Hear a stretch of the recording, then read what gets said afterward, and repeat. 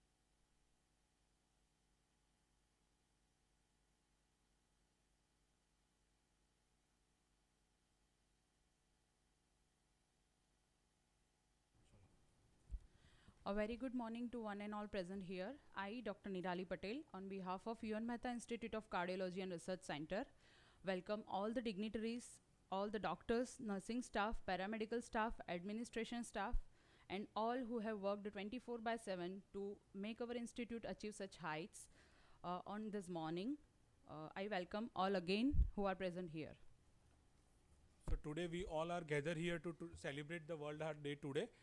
World Heart Day is being celebrated on 29th of September across the globe today. Institute is celebrating World Heart Day since 2004, and this year's theme is Use Heart to Know Heart.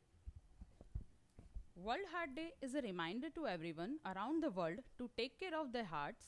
This year's campaign focuses on the essential step, knowing our hearts first, because we love and protect only what we know.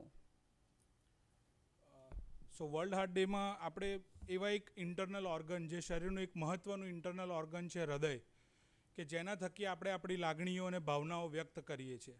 હૃદય દ્વારા અને હૃદય ઉપર લખાયેલા કેટલીય શાયરીઓ અને ગાયનોના લીધે આપણે આપણા જીવનસાથી શોધ્યા છે ને એમની જોડે ટકાવી રાખ્યું છે. હૃદય પાછું એક એવું શરીરનું અંગ છે કે જે બીજા બધા મહત્ત્વના અંગોને લોહી પૂરું પાડે છે.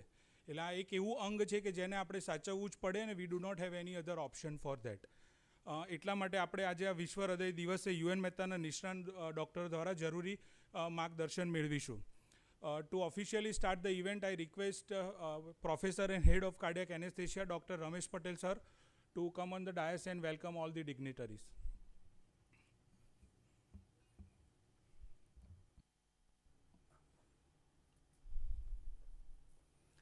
Very good morning to all.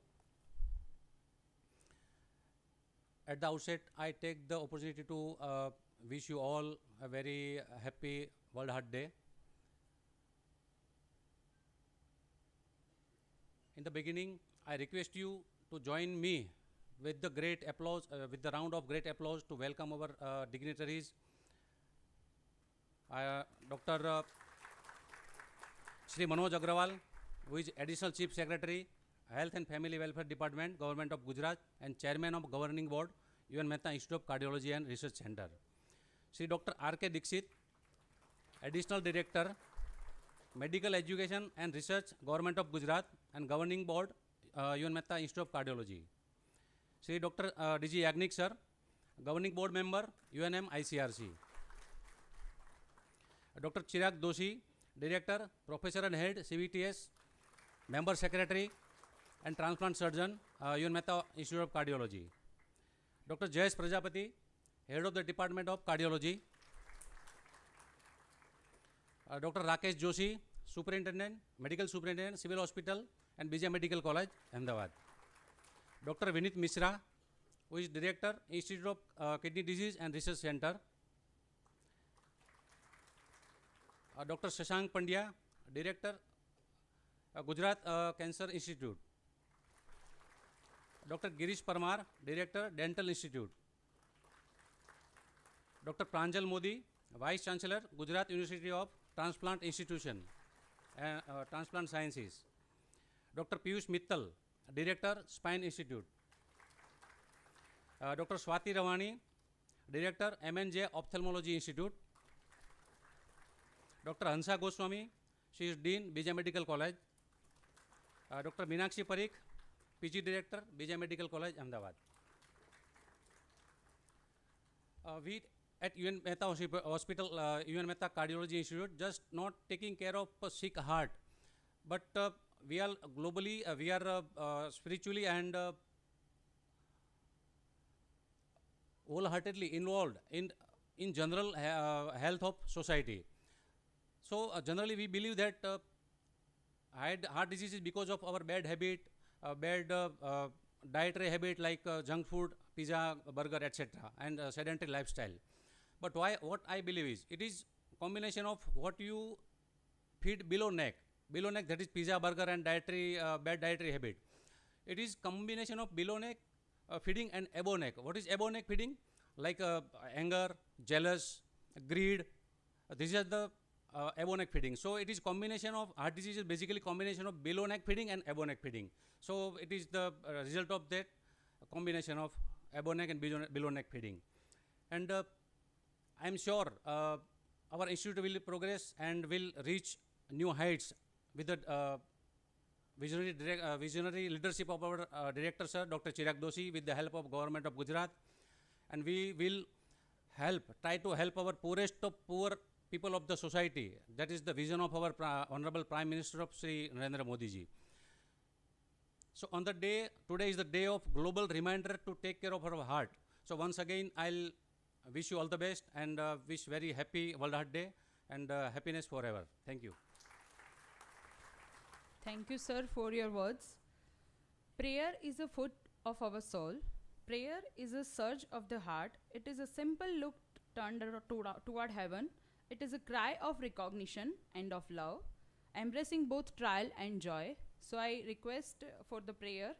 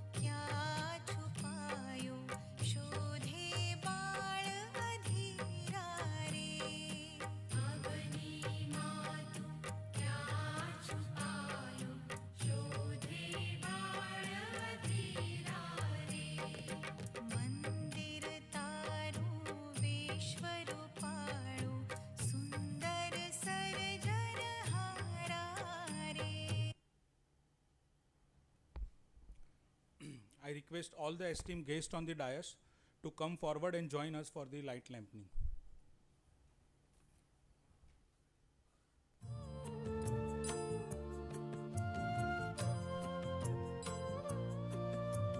शुभं कुरु त्वं कल्याणम् आरोग्यं धनसम्पदः शुभं कुरु त्वं कल्याणम् आरोग्यं धनसम्पदः शत्रुबुद्धिविनाशाय दीपज्योतिर्नमोऽस्तु ते दीपज्योतिर्नमोऽस्तु ते शुभं कुरु त्वं कल्याणम् आरोग्यं धनसम्पदः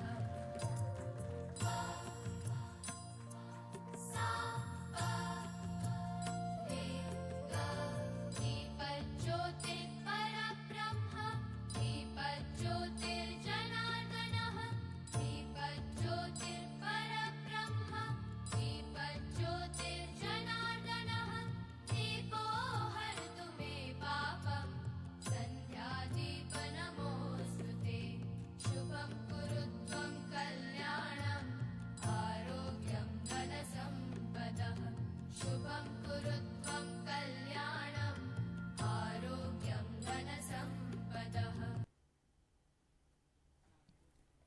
Thank you everyone for lightening the lamp. Now I would like to request Dr. Chirag Doshi sir to welcome Shri Manoj Agrawal sir, Additional Chief Secretary of Health and Family Welfare Department.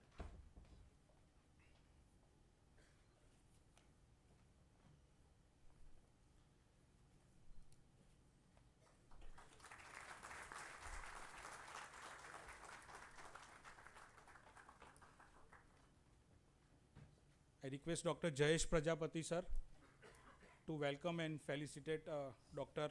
R.K. Dikshit sir, Additional Director of Medical Education Research Department, Government of Gujarat.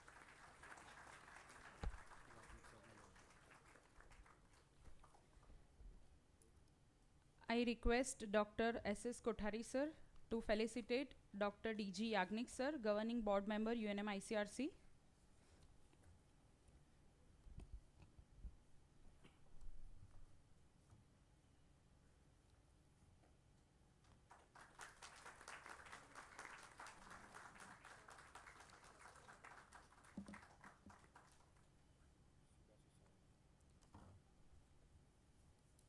I now request Dr. Shibashis Sahu sir to felicitate Dr. Chirag Doshi sir.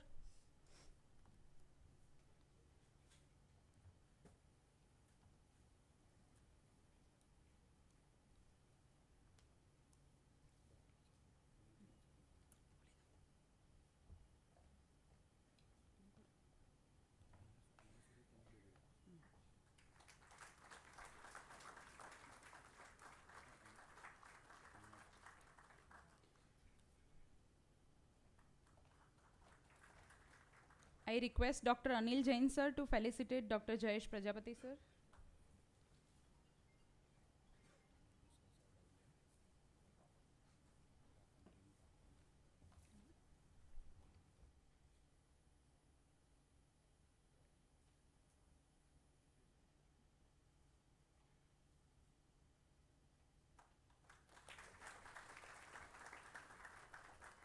I request Dr. Gajendra Dubey sir to felicitate Dr. Ramesh Patel sir, Professor and Head Cardiac Anesthesia.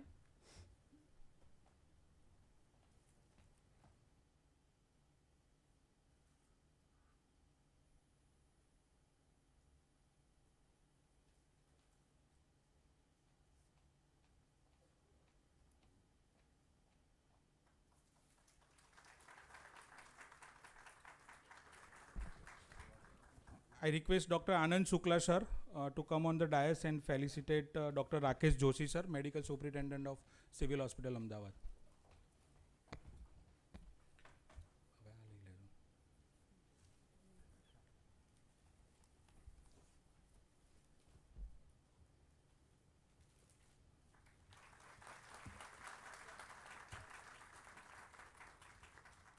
I request Dr. Jignesh Kothari sir to felicitate Dr. Vinit Mishra sir, Director, Institute of Kidney Diseases.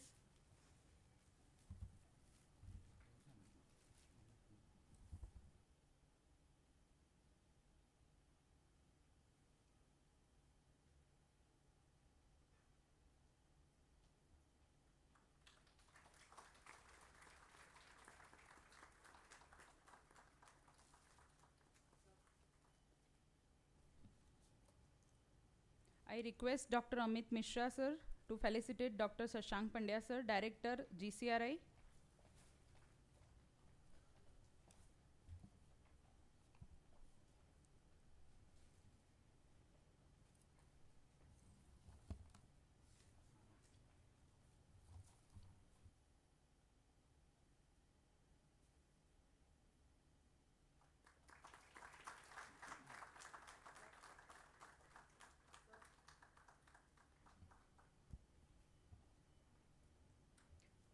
I request Dr. Himanshu Mehta, sir, to felicitate Dr. Pranjal Modi, sir, Vice Chancellor, Gujarat University of Transplantation Sciences.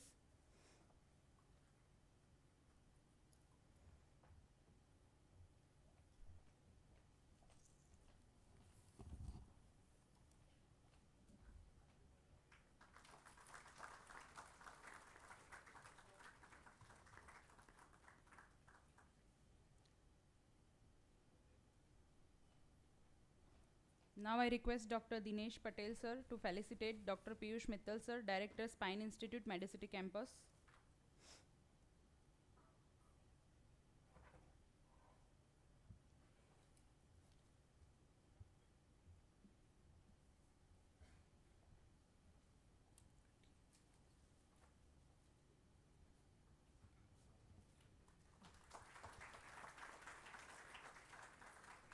I request Dr. Pooja Vyas ma'am to felicitate Dr. Swati Ravani, Director, MNJ, Ophthalmic Institute, Medicity Campus.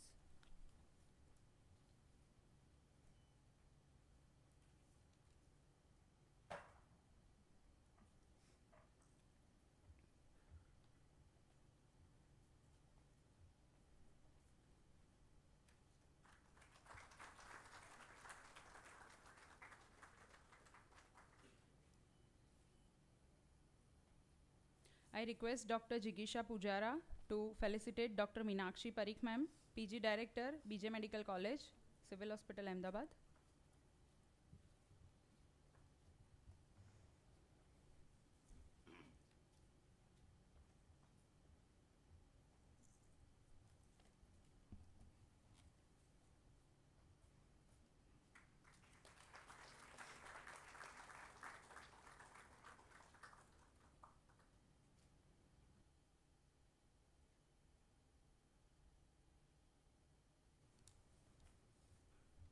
So let's start today's event, and first for that I would like to invite Dr. Chirag Doshi sir, Director and Member Secretary Governing Board UN Mehta Institute of Cardiology and Research Center, Professor and Head CVTS UN Mehta. Sir, please.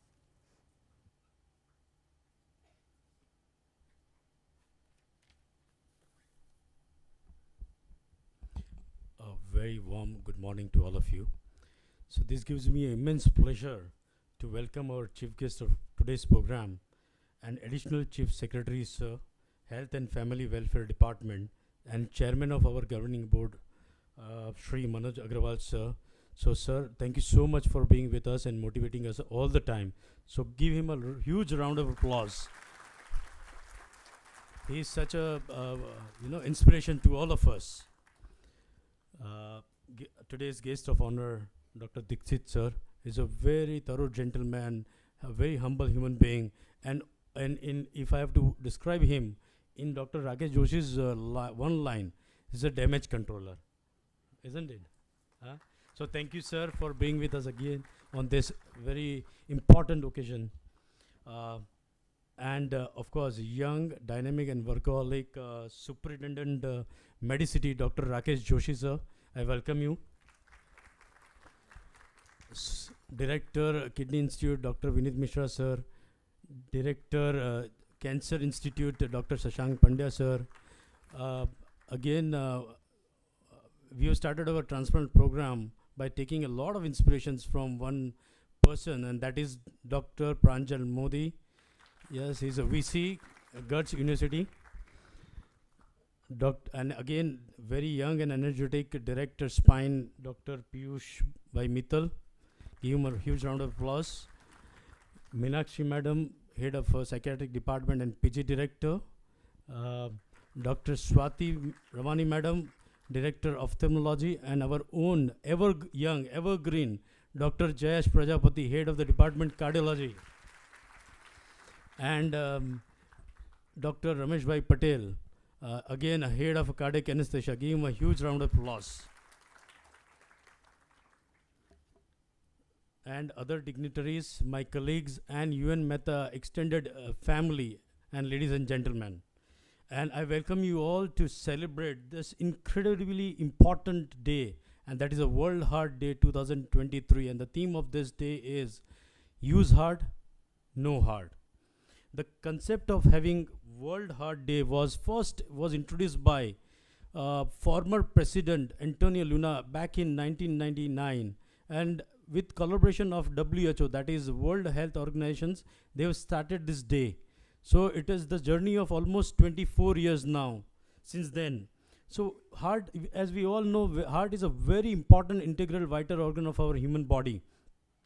Whether we want it or we don't want it, it tirelessly pumps blood to provide adequate and required amount of oxygen and nutrients, and it tirelessly once birth, like once when we call that baby is born, when it heart beats for the first time, that is why we say the baby is born. And when we say people have died or person has died, when the last circulatory arrest happens, and that is why we call the patient is no more or is declared death.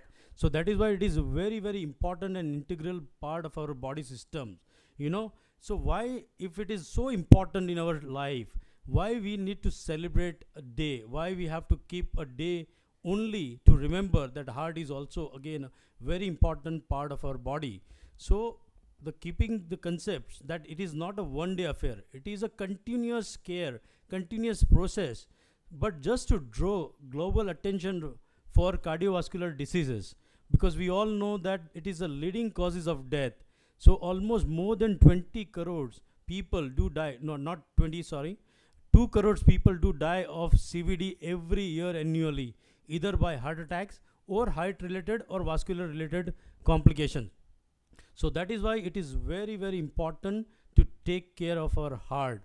So we should know our own heart condition. So if we know our heart condition, we can take care more cautiously, and we can live a very healthy, happier and long life. And that is why it is important to celebrate World Heart Day. And I'm sure that we all are because we work in a cardiac setup, so we know what are the factors which affects cardiac health. From like what Dr. Ramesh Bhai has just said, above neck, and that is why first time I've heard this concept of above neck and below neck feed concepts.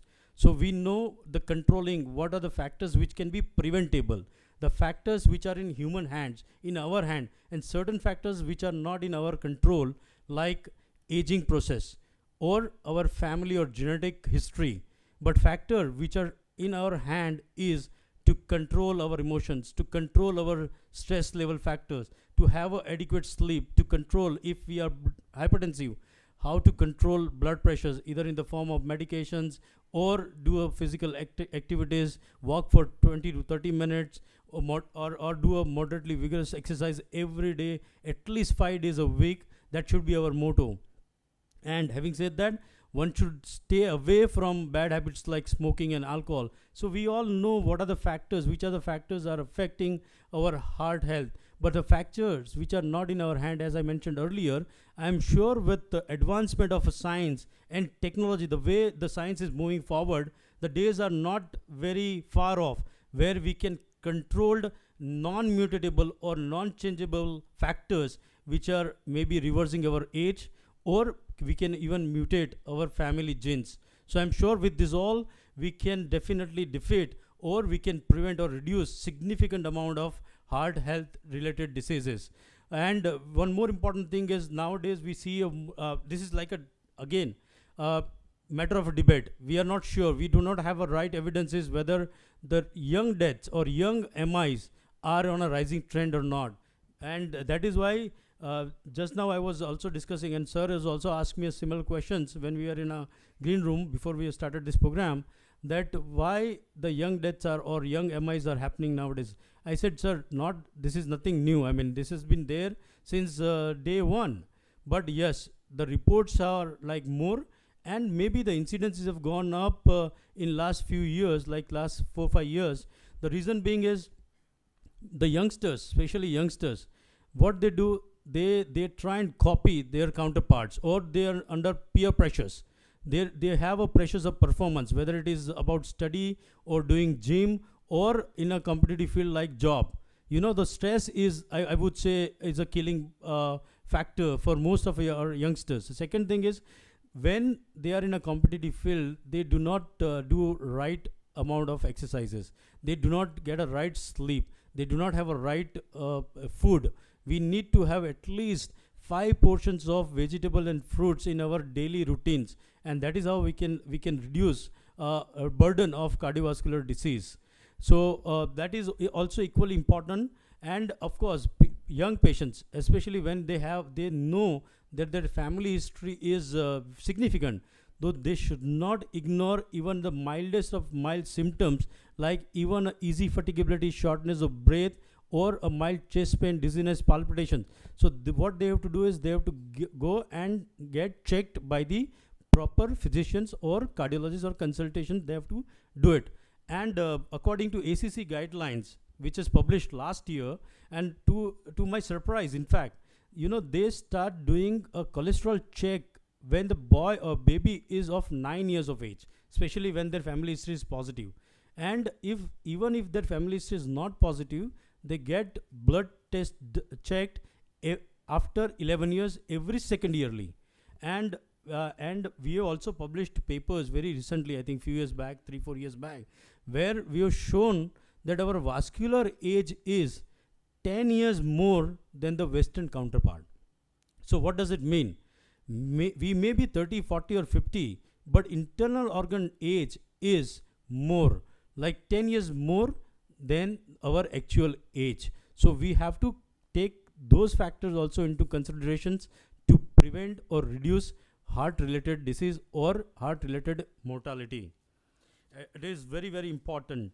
And sir, we are also into we are stand here not only in recognition of life's claim by heart related complications, but more importantly in aim to preventing them. So that is why what we do at UN Mehta, we have started some preventive checkups, annual checkups. And you won't believe that one fine day I went to our chairman sirs, and I told him that so far we have screened almost more than few thousand patients, normal individuals. We have screened them, and out of these few thousands, we have able to manage or able to diagnose new hypertension, new diabetes, obesity, stress factors, type A personality. And we have prescribed medications in lifestyle modifications terms, or in a proper medications, allopathic medications. But what he told me that 10,000 is a very less number. I think you should go further beyond that, and at least by next year you should screen at least minimum 1 lakh patients. So give him a huge round of applause, sir, for taking health so seriously. And this is something amazing, and I think we all be motivated by your leadership and your vision, sir. Thank you so much for that. And his vision is make entire Medicity world class, to provide the best of best infrastructures and to provide a quality care treatment. And that is what we are looking at.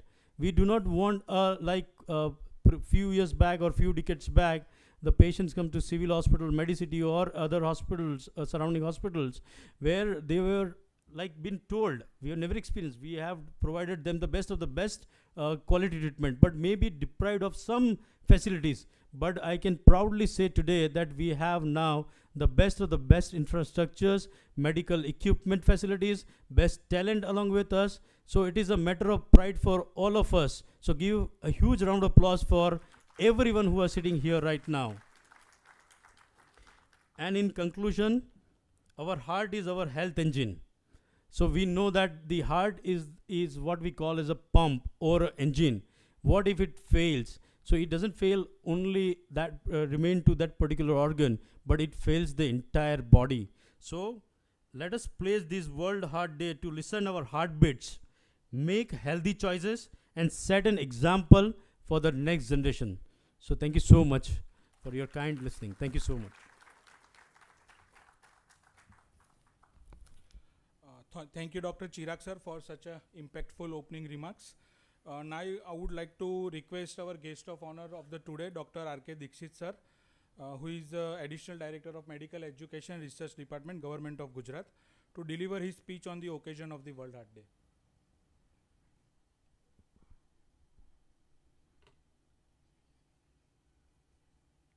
આજે world heart ડેના શુભ દિવસે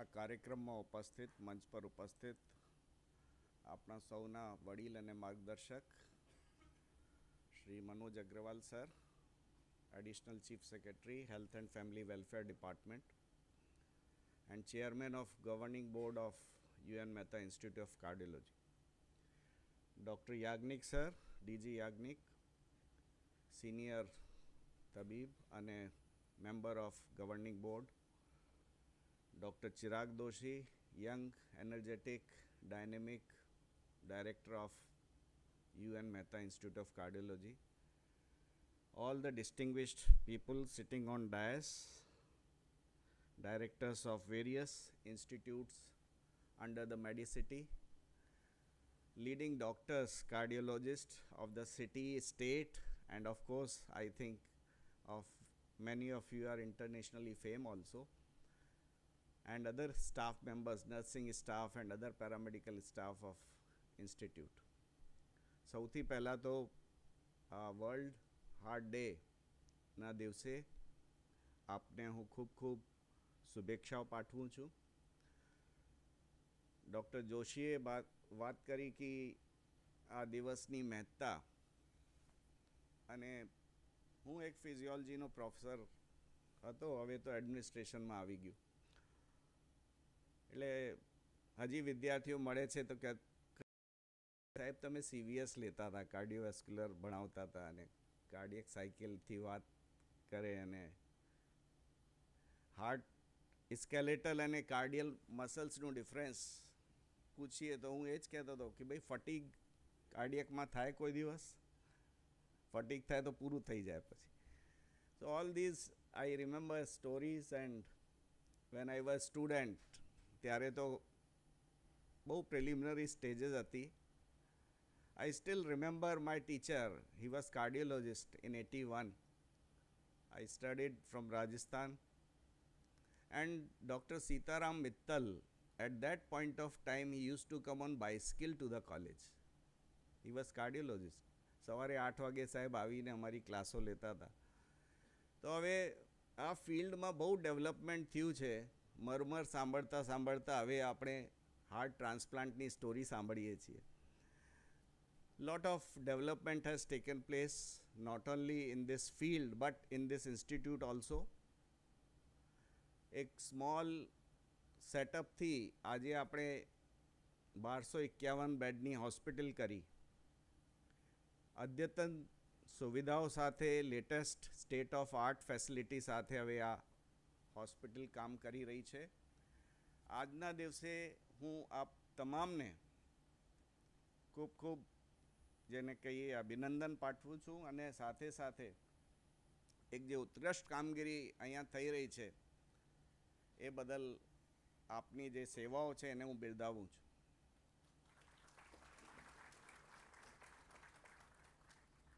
મેં તો પ્રત્યક્ષ અહીંયાની સેવાનો લાભ લીધો છે. ઘણા મને દેખાય છે આજે સામે જે બેઠા છે doctor, I can't forget doctor Dinesh, doctor Dubey and other, Dr. Anand Shukla. I still remember I was the first patient in that suite of the new building. R.K. Patel સાહેબ કહ્યું તમારથી ઉદ્ઘાટન કરી આ સૂટનું. So you are really આ દિલથી વાત કરવાની હોય જ્યારે, તો આજના દિવસે I think that is the most appropriate time. So I have at my personal level, all the services which you have provided me in my COVID crisis, from the bottom of my heart, I thank you, all of you.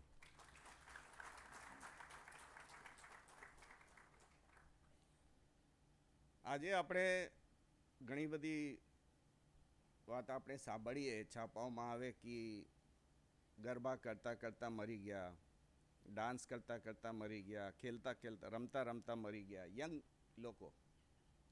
ખરેખર આ એક panic ઊભું કરે છે પબ્લિકમાં અને બધા માટે એક ચિંતાનો વિષય પણ છે.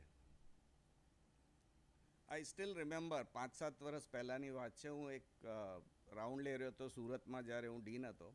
એક વોર્ડમાં એક્ઝામ ચાલી રહી હતી યુનિવર્સિટીની. તો મેં જસ્ટ કેઝ્યુઅલી પૂછ્યું કે ક્યાં કેસ રાખ્યા છે તમે? કે સાહેબ આ કાર્ડ CVSના રાખ્યા છે અને બીજા રાખ્યા છે. So there were a young patient, young fellow and એક એના મિડિલ એજ ફેલો હતા ત્યાં. કે આ મેં પૂછ્યું એમાં દર્દી કોણ છે? તો યંગ વન વોઝ ધ દર્દી એન્ડ એના ફાધર વોઝ અકમ્પનિંગ હિમ. તો ટાઈમ હેઝ ચેન્જડ. અમે જ્યારે ભણતા હતા મેડિકલમાં ત્યારે CVSનું કેસ એટલે 50s 60sમાં કે 70sમાં આવે, પણ હવે 30s 35 40sમાં પણ હવે ઇસ્ચેમિક હાર્ટ ડિઝીઝ અને બીજા કેસીસ હવે જોવા મળતા થયા છે. Earlier the son used to carry his father to the hospital for the emergencies, and now the time has changed. તો યંગ લોકોમાં પણ હવે આ ડિઝીઝ વધી રહી છે. એના બધા કારણો આપણે ચર્ચા કરીએ છીએ ઘણીવાર, પણ હજી એમાં ઘણું કરવાનું મને લાગે છે કે થવું જોઈએ. Early screening. લોકો ઊંઘતા ઝડપાય છે ઘણીવાર. Suddenly some event happen and then they put up in hospital in emergency situation, and sometimes in a very advanced stage we can't help also, though we are trying our best. So આજના દિવસે આપણે શ્રેષ્ઠતમ સારવાર તો આપી રહ્યા છીએ, એને તો આપણે યશ લેવા જેવું છે જ, પણ સાથે સાથે પ્રિવેન્ટિવ આસ્પેક્ટ ઉપર, સ્ક્રીનિંગ ઉપર લોકોને અવેરનેસ માટે કંઈ કરીએ તો મને લાગે આજના દિવસની પ્રાસંગિકતા વધુ ઉપયોગી બનશે અને આપણે લોકોને એક સારી સેવા કરી શકીશું. With these few words, I thank you, the organizers, for inviting me. Thank you very much.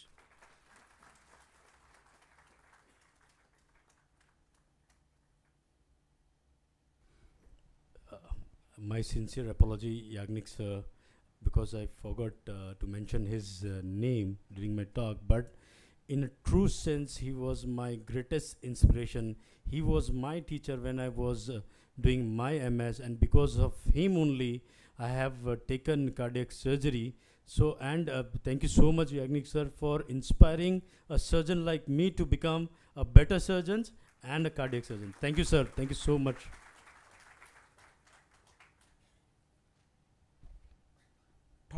Thank you doctor Dikshit sir for nice words. આજના વિશ્વ હૃદય દિવસ પર સંસ્થા દ્વારા એક ખાસ વિડીયો બનાવવામાં આવ્યો છે, તો આપણે બધા ભેગા થઈને આ એક વિડીયો સ્ક્રીન ઉપર જોઈશું. સિક્યોરિટીને હું રિક્વેસ્ટ કરીશ સ્ટેજવાળી લાઇટ થઈ જવા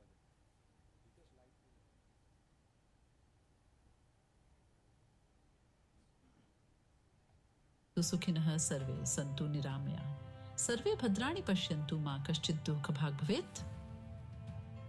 नमस्कार दोस्तों, आज हम आपको एक महत्वपूर्ण और जीवन में हमेशा ध्यान देने वाले विषय पर चर्चा करेंगे, हृदय स्वास्थ्य. यह कहानी है UN Mehta institute of cardiology and research centre Ahmedabad द्वारा प्रस्तुत की गई विश्व हृदय दिन के अवसर पर. हम शुरुआत करते हैं हृदय का उपयोग करें, हृदय को जाने के नारे से. हृदय स्वास्थ्य का महत्व हमारे जीवन में कितना है, यह बताने के लिए हमने इस कहानी को तैयार किया है. हृदय हमारे शरीर का एक महत्वपूर्ण अंग है. ये एक छोटी मुट्ठी के आकार का होता है, लेकिन प्रत्येक धड़कन के साथ यह रक्त पंप करता है, शरीर के हर हिस्से में ऑक्सीजन और पोषक तत्व पहुंचाता है. हृदय दिन रात लगभग 1 लाख बार धड़कता है और प्रतिदिन लगभग 7,500 लीटर रक्त पंप करता है. इसके बिना हमारा जीवन संभव नहीं होता. हम सभी जानते हैं कि हृदय से जुड़े रोग CVD आजकल एक बड़ी समस्या बन गए हैं.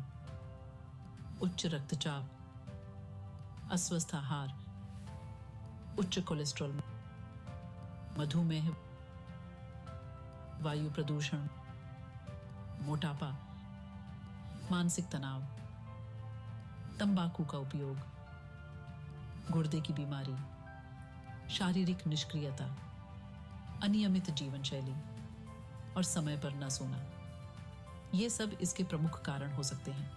न केवल यह, बल्कि आपके पारिवारिक इतिहास, जातीय पृष्ठभूमि, लिंग और उम्र भी आपके हृदय स्वास्थ्य को प्रभावित कर सकते हैं।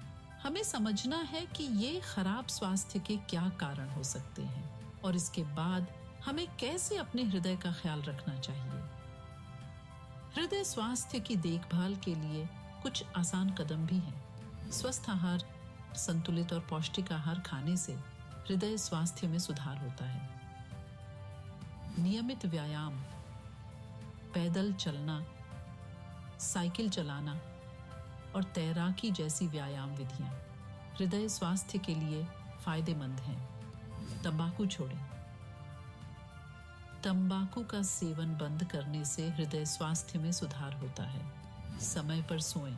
नियमित और पर्याप्त नींद लेना महत्वपूर्ण है। तनाव कम करें। तनाव कम करने के लिए ध्यान और योग भी मददगार हो सकते हैं। आइए हम लोगों के स्वास्थ्य के लिए हमारे माननीय प्रधानमंत्री जी का दूरदर्शी नेतृत्व, एक पृथ्वी, एक स्वास्थ्य के मंत्र को जागृत करें। गुजरात राज्य के मुख्यमंत्री श्री और हमारे कैबिनेट स्वास्थ्य मंत्री श्री के साथ साथ संस्थान के अध्यक्ष, अतिरिक्त मुख्य सचिव स्वास्थ्य ने हमेशा सर्वजन हिताय सर्वजन सुखाय की सामाजिक कल्याण भावना को बनाए रखा है। UN Mehta institute of cardiology and research centre Ahmedabad हृदय स्वास्थ्य के मामले में जन जागरूकता और शिक्षा के लिए कई महत्वपूर्ण कदम उठाता है। इंस्टीट्यूट स्वास्थ्य शिविर, हृदय जांच और चिकित्सा उपचार सुविधाएं प्रदान करता है। हृदय स्वास्थ्य महत्व के बारे में जागरूकता पैदा करने, समझने और लोगों को स्वस्थ जीवन शैली जीने के लिए प्रोत्साहित करने के लिए समुदाय में हृदय रोग पर पोस्टर प्रदर्शनी, मल्टीमीडिया शो, नाटक, सेमिनार, स्वास्थ्य जांच आदि के माध्यम से जागरूकता कार्यक्रम आयोजित करता है। आज की यह कहानी हमें यह सिखाती है कि हमें हमारे हृदय का ख्याल रखना हमारे स्वास्थ्य के लिए कितना महत्वपूर्ण है। आइए हम और हमारा परिवार स्वस्थ हृदय के लिए हर साल अपने जन्मदिन पर स्वास्थ्य जांच कराने का संकल्प लें। इलाज से स्वास्थ्य की देखभाल बेहतर है।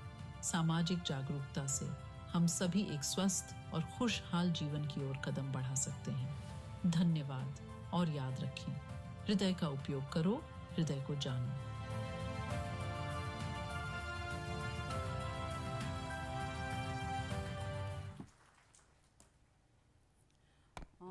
બધાએ પોતાના સ્કૂલ જીવનમાં અમુક કહેવતો સાંભળી હશે, જેમ કે પાણી પહેલાં પાળ બાંધવી, ઘોડા છૂટી ગયા પછી તબેલાને તાળું ના મરાય, ચેત તો નર સદા સુખી, અને આગ લાગે ત્યારે કૂવો ખોદવા ના જવાય, અને આટલી તો ખબર જ હશે કે prevention is better than cure.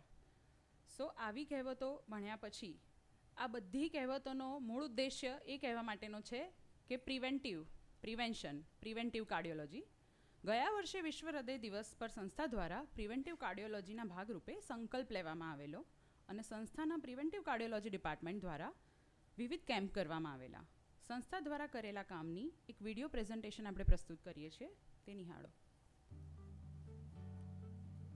UN Mehta institute દ્વારા હૃદય રોગના વહેલા નિદાન અને નિવારણ માટે preventive cardiac health checkup camp શરૂ કરવામાં આવ્યો, જેનો મૂળ ઉદ્દેશ ગુજરાત રાજ્યની જનતાને હૃદયરોગ વિશે જાગૃતિ કેળવવા અને સામાન્ય લોકોને આરોગ્ય અંગે માહિતગાર કરવાનો હતો. આ અભિયાનના ભાગરૂપે આશરે 17,000 વ્યક્તિઓના હૃદયની તપાસ કરવામાં આવી. ઉત્તર ગુજરાતના વિવિધ શહેરોમાં આ પ્રિવેન્ટિવ કેમ્પનું આયોજન કરવામાં આવ્યું, જેમાં આશરે 600 વ્યક્તિઓના હૃદયની તપાસ કરવામાં આવી. અમદાવાદ શહેરના વિવિધ વિસ્તારોમાં પ્રિવેન્ટિવ કાર્ડિયાક હેલ્થ ચેકઅપ કેમ્પનું આયોજન કરવામાં આવ્યું, જેમાં આશરે 10,000 વ્યક્તિઓના હૃદયની તપાસ કરવામાં આવી. આ કેમ્પ અંતર્ગત અમદાવાદ શહેરના આશરે 2,000 જેટલા પોલીસ કર્મચારીઓ તથા સરકારી કર્મચારીઓનું હેલ્થ ચેકઅપ કરવામાં આવ્યું. આ પ્રયાસમાં મોટી સંખ્યામાં લોકોના હૃદયની નિઃશુલ્ક તપાસ કરવામાં આવી, જેમાં હૃદય રોગના દર્દીના આશરે 4,000 જેટલા સગા સંબંધીની પણ તપાસ કરવામાં આવી. હૃદય રોગ વિશે માહિતગાર કરવામાં, હૃદયના જોખમી પરિબળોને ઓળખવામાં અને તેના નિવારણ માટેનો સંસ્થાનો આ સરાહનીય પ્રયાસ. પોલીસ ડિપાર્ટમેન્ટ હંમેશા સમાજના સેવા, શાંતિ અને સુરક્ષા માટે હંમેશા 24 કલાક કાર્યરત હોય છે. આ સતત કાર્યશીલ જે અમારી કાર્યપદ્ધતિ છે, જ્યારે ડાયટ સરખું લેવામાં આવતું નથી, સ્લીપ પ્રોપર મેન્ટેન થતી નથી પોલીસ ડિપાર્ટમેન્ટમાં ઘણી વખત, જેના કારણે આ બધા જ ફેક્ટર્સ હાર્ટ ડિઝીઝ માટે એક મેજર રોલ ભજવતા હોય છે એવું જ્યારે ધ્યાનમાં આવ્યું તો યુએન મહેતા હોસ્પિટલના ડાયરેક્ટર શ્રી ડૉક્ટર ચિરાગભાઈ દોશી સાહેબ સાથે જ્યારે વાત થઈ અને મિટિંગ થઈ કે કેવી રીતે રોજ અમે 40થી 50 પોલીસ કર્મચારી અધિકારીઓને અમે યુએન મહેતા હોસ્પિટલમાં મોકલીશું, જેમાં જે ઇન્વેસ્ટિગેશન્સ કરવાના છે એમાં બ્લડ પ્રોફાઇલ છે, ઇકોકાર્ડિયોગ્રામ છે, 2D ઇકો છે અને જે કાર્ડિયક ફિઝિશિયન્સ છે એમનું ચેકઅપ પણ થશે અને જે લોકોના રિપોર્ટ એબનોર્મલ આવ્યા છે એમને પણ આગળ ગાઈડલાઇન આપી અને ફોલોઅપમાં પણ એમની ટ્રીટમેન્ટ કરવાની છે, પ્લસ એમના માટે અવેરનેસ પ્રોગ્રામ્સ પણ છે. તો it's totally contributions from UN Mehta hospital to our department and to our police officers and police staff. So thank you so much for that. मैं K Nirala, secretary and commissioner women and child development, government of Gujarat. UN Mehta hospital के director Shri Chirag Doshi ji के सौजन्य से આપણા department તરફથી તમામ કર્મચારી ભાઈ એવं બહેનો માટે પ્રિવેન્ટિવ કાર્ડિયક સેમિનારને અંતર્ગત ન સિર્ફ એમાં જો છે તમામ પ્રકારની એક્ઝામિનેશન કરવામાં આવ્યું, એના ટીમના મદદથી તમામ પ્રકારની જો એહતિયાત બરતવાની જો જરૂરિયાત છે એ તમામના ઉપરમાં ખૂબ સારી રીતે ટેસ્ટ પછી, એક્ઝામિનેશન પછી, રિપોર્ટ આવ્યા પછી એક સરસ મજામાં પ્રેઝન્ટેશન કરવામાં આવી. હું એઝ એ સચિવ ગવર્મેન્ટ ઓફ ગુજરાત, હું ખરેખર દિલથી યુએન મહેતાના ડાયરેક્ટર શ્રી અને એમની ટીમના તમામ મેમ્બર, જો WCDના તમામ અધિકારી અને કર્મચારી મિત્રોને ખૂબ સારી રીતે મેડિકલ ટેસ્ટ ખાસ કરીને બહેનો માટે પણ એ જો કરવામાં આવી અને પછી જો અવેરનેસ પ્રોગ્રામ સેમિનારના માધ્યમથી કરવામાં આવી આપણા ડિપાર્ટમેન્ટમાં, તો અગેન હું યુએન મહેતાના તમામ ટીમ મેમ્બર્સના હું ધન્યવાદ વ્યક્ત કરું છું. નાયબ નિયામક કમિશનર મહિલા અને બાળ વિકાસ વિભાગ.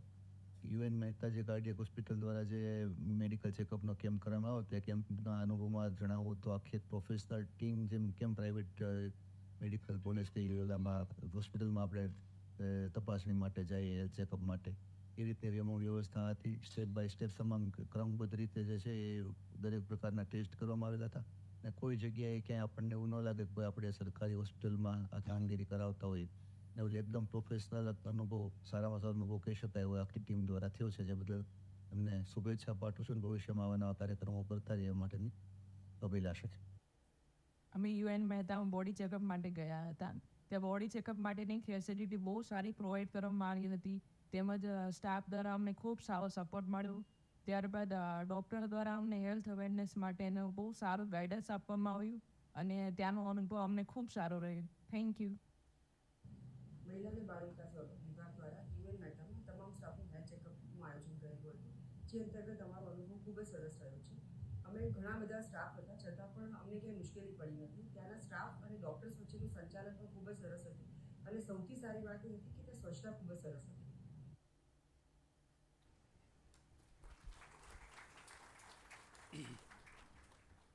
Now I would like to request Chief Guest of the event, Shri Manoj Agrawal Sahib, Additional Chief Secretary, Health and Family Welfare Department, Government of Gujarat, and Chairman of Governing Board, UN Mehta Institute of Cardiology and Research Center, to come on the dais and give his insightful thoughts on the World Heart Day. Please, sir.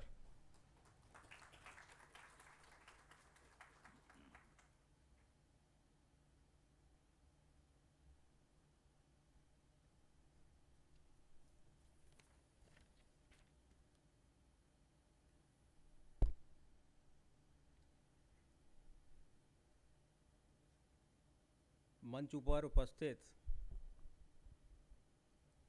અહીંયાના મેડિસિટીના જે જુદા જુદા હોસ્પિટલો અને organisation છે એમના બધા વડાશ્રીઓ, ઉપસ્થિત ડૉક્ટર યાજ્ઞિક, ઉપસ્થિત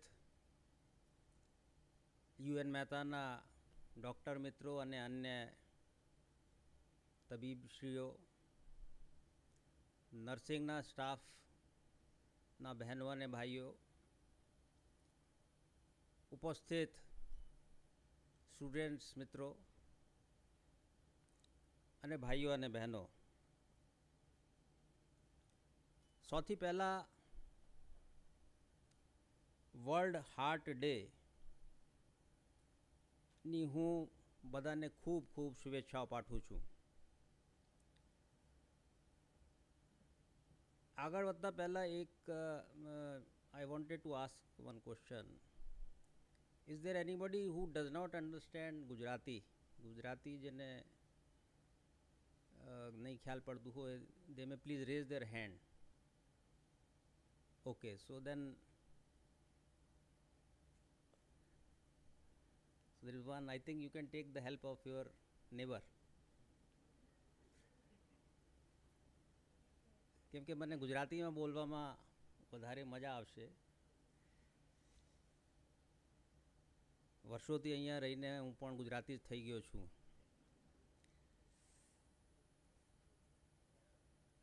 જે આજે world heart day UN Mehta ઇન્સ્ટિટ્યૂટમાં ઉજવવામાં આવી રહ્યું છે એની ખૂબ મહત્તા છે.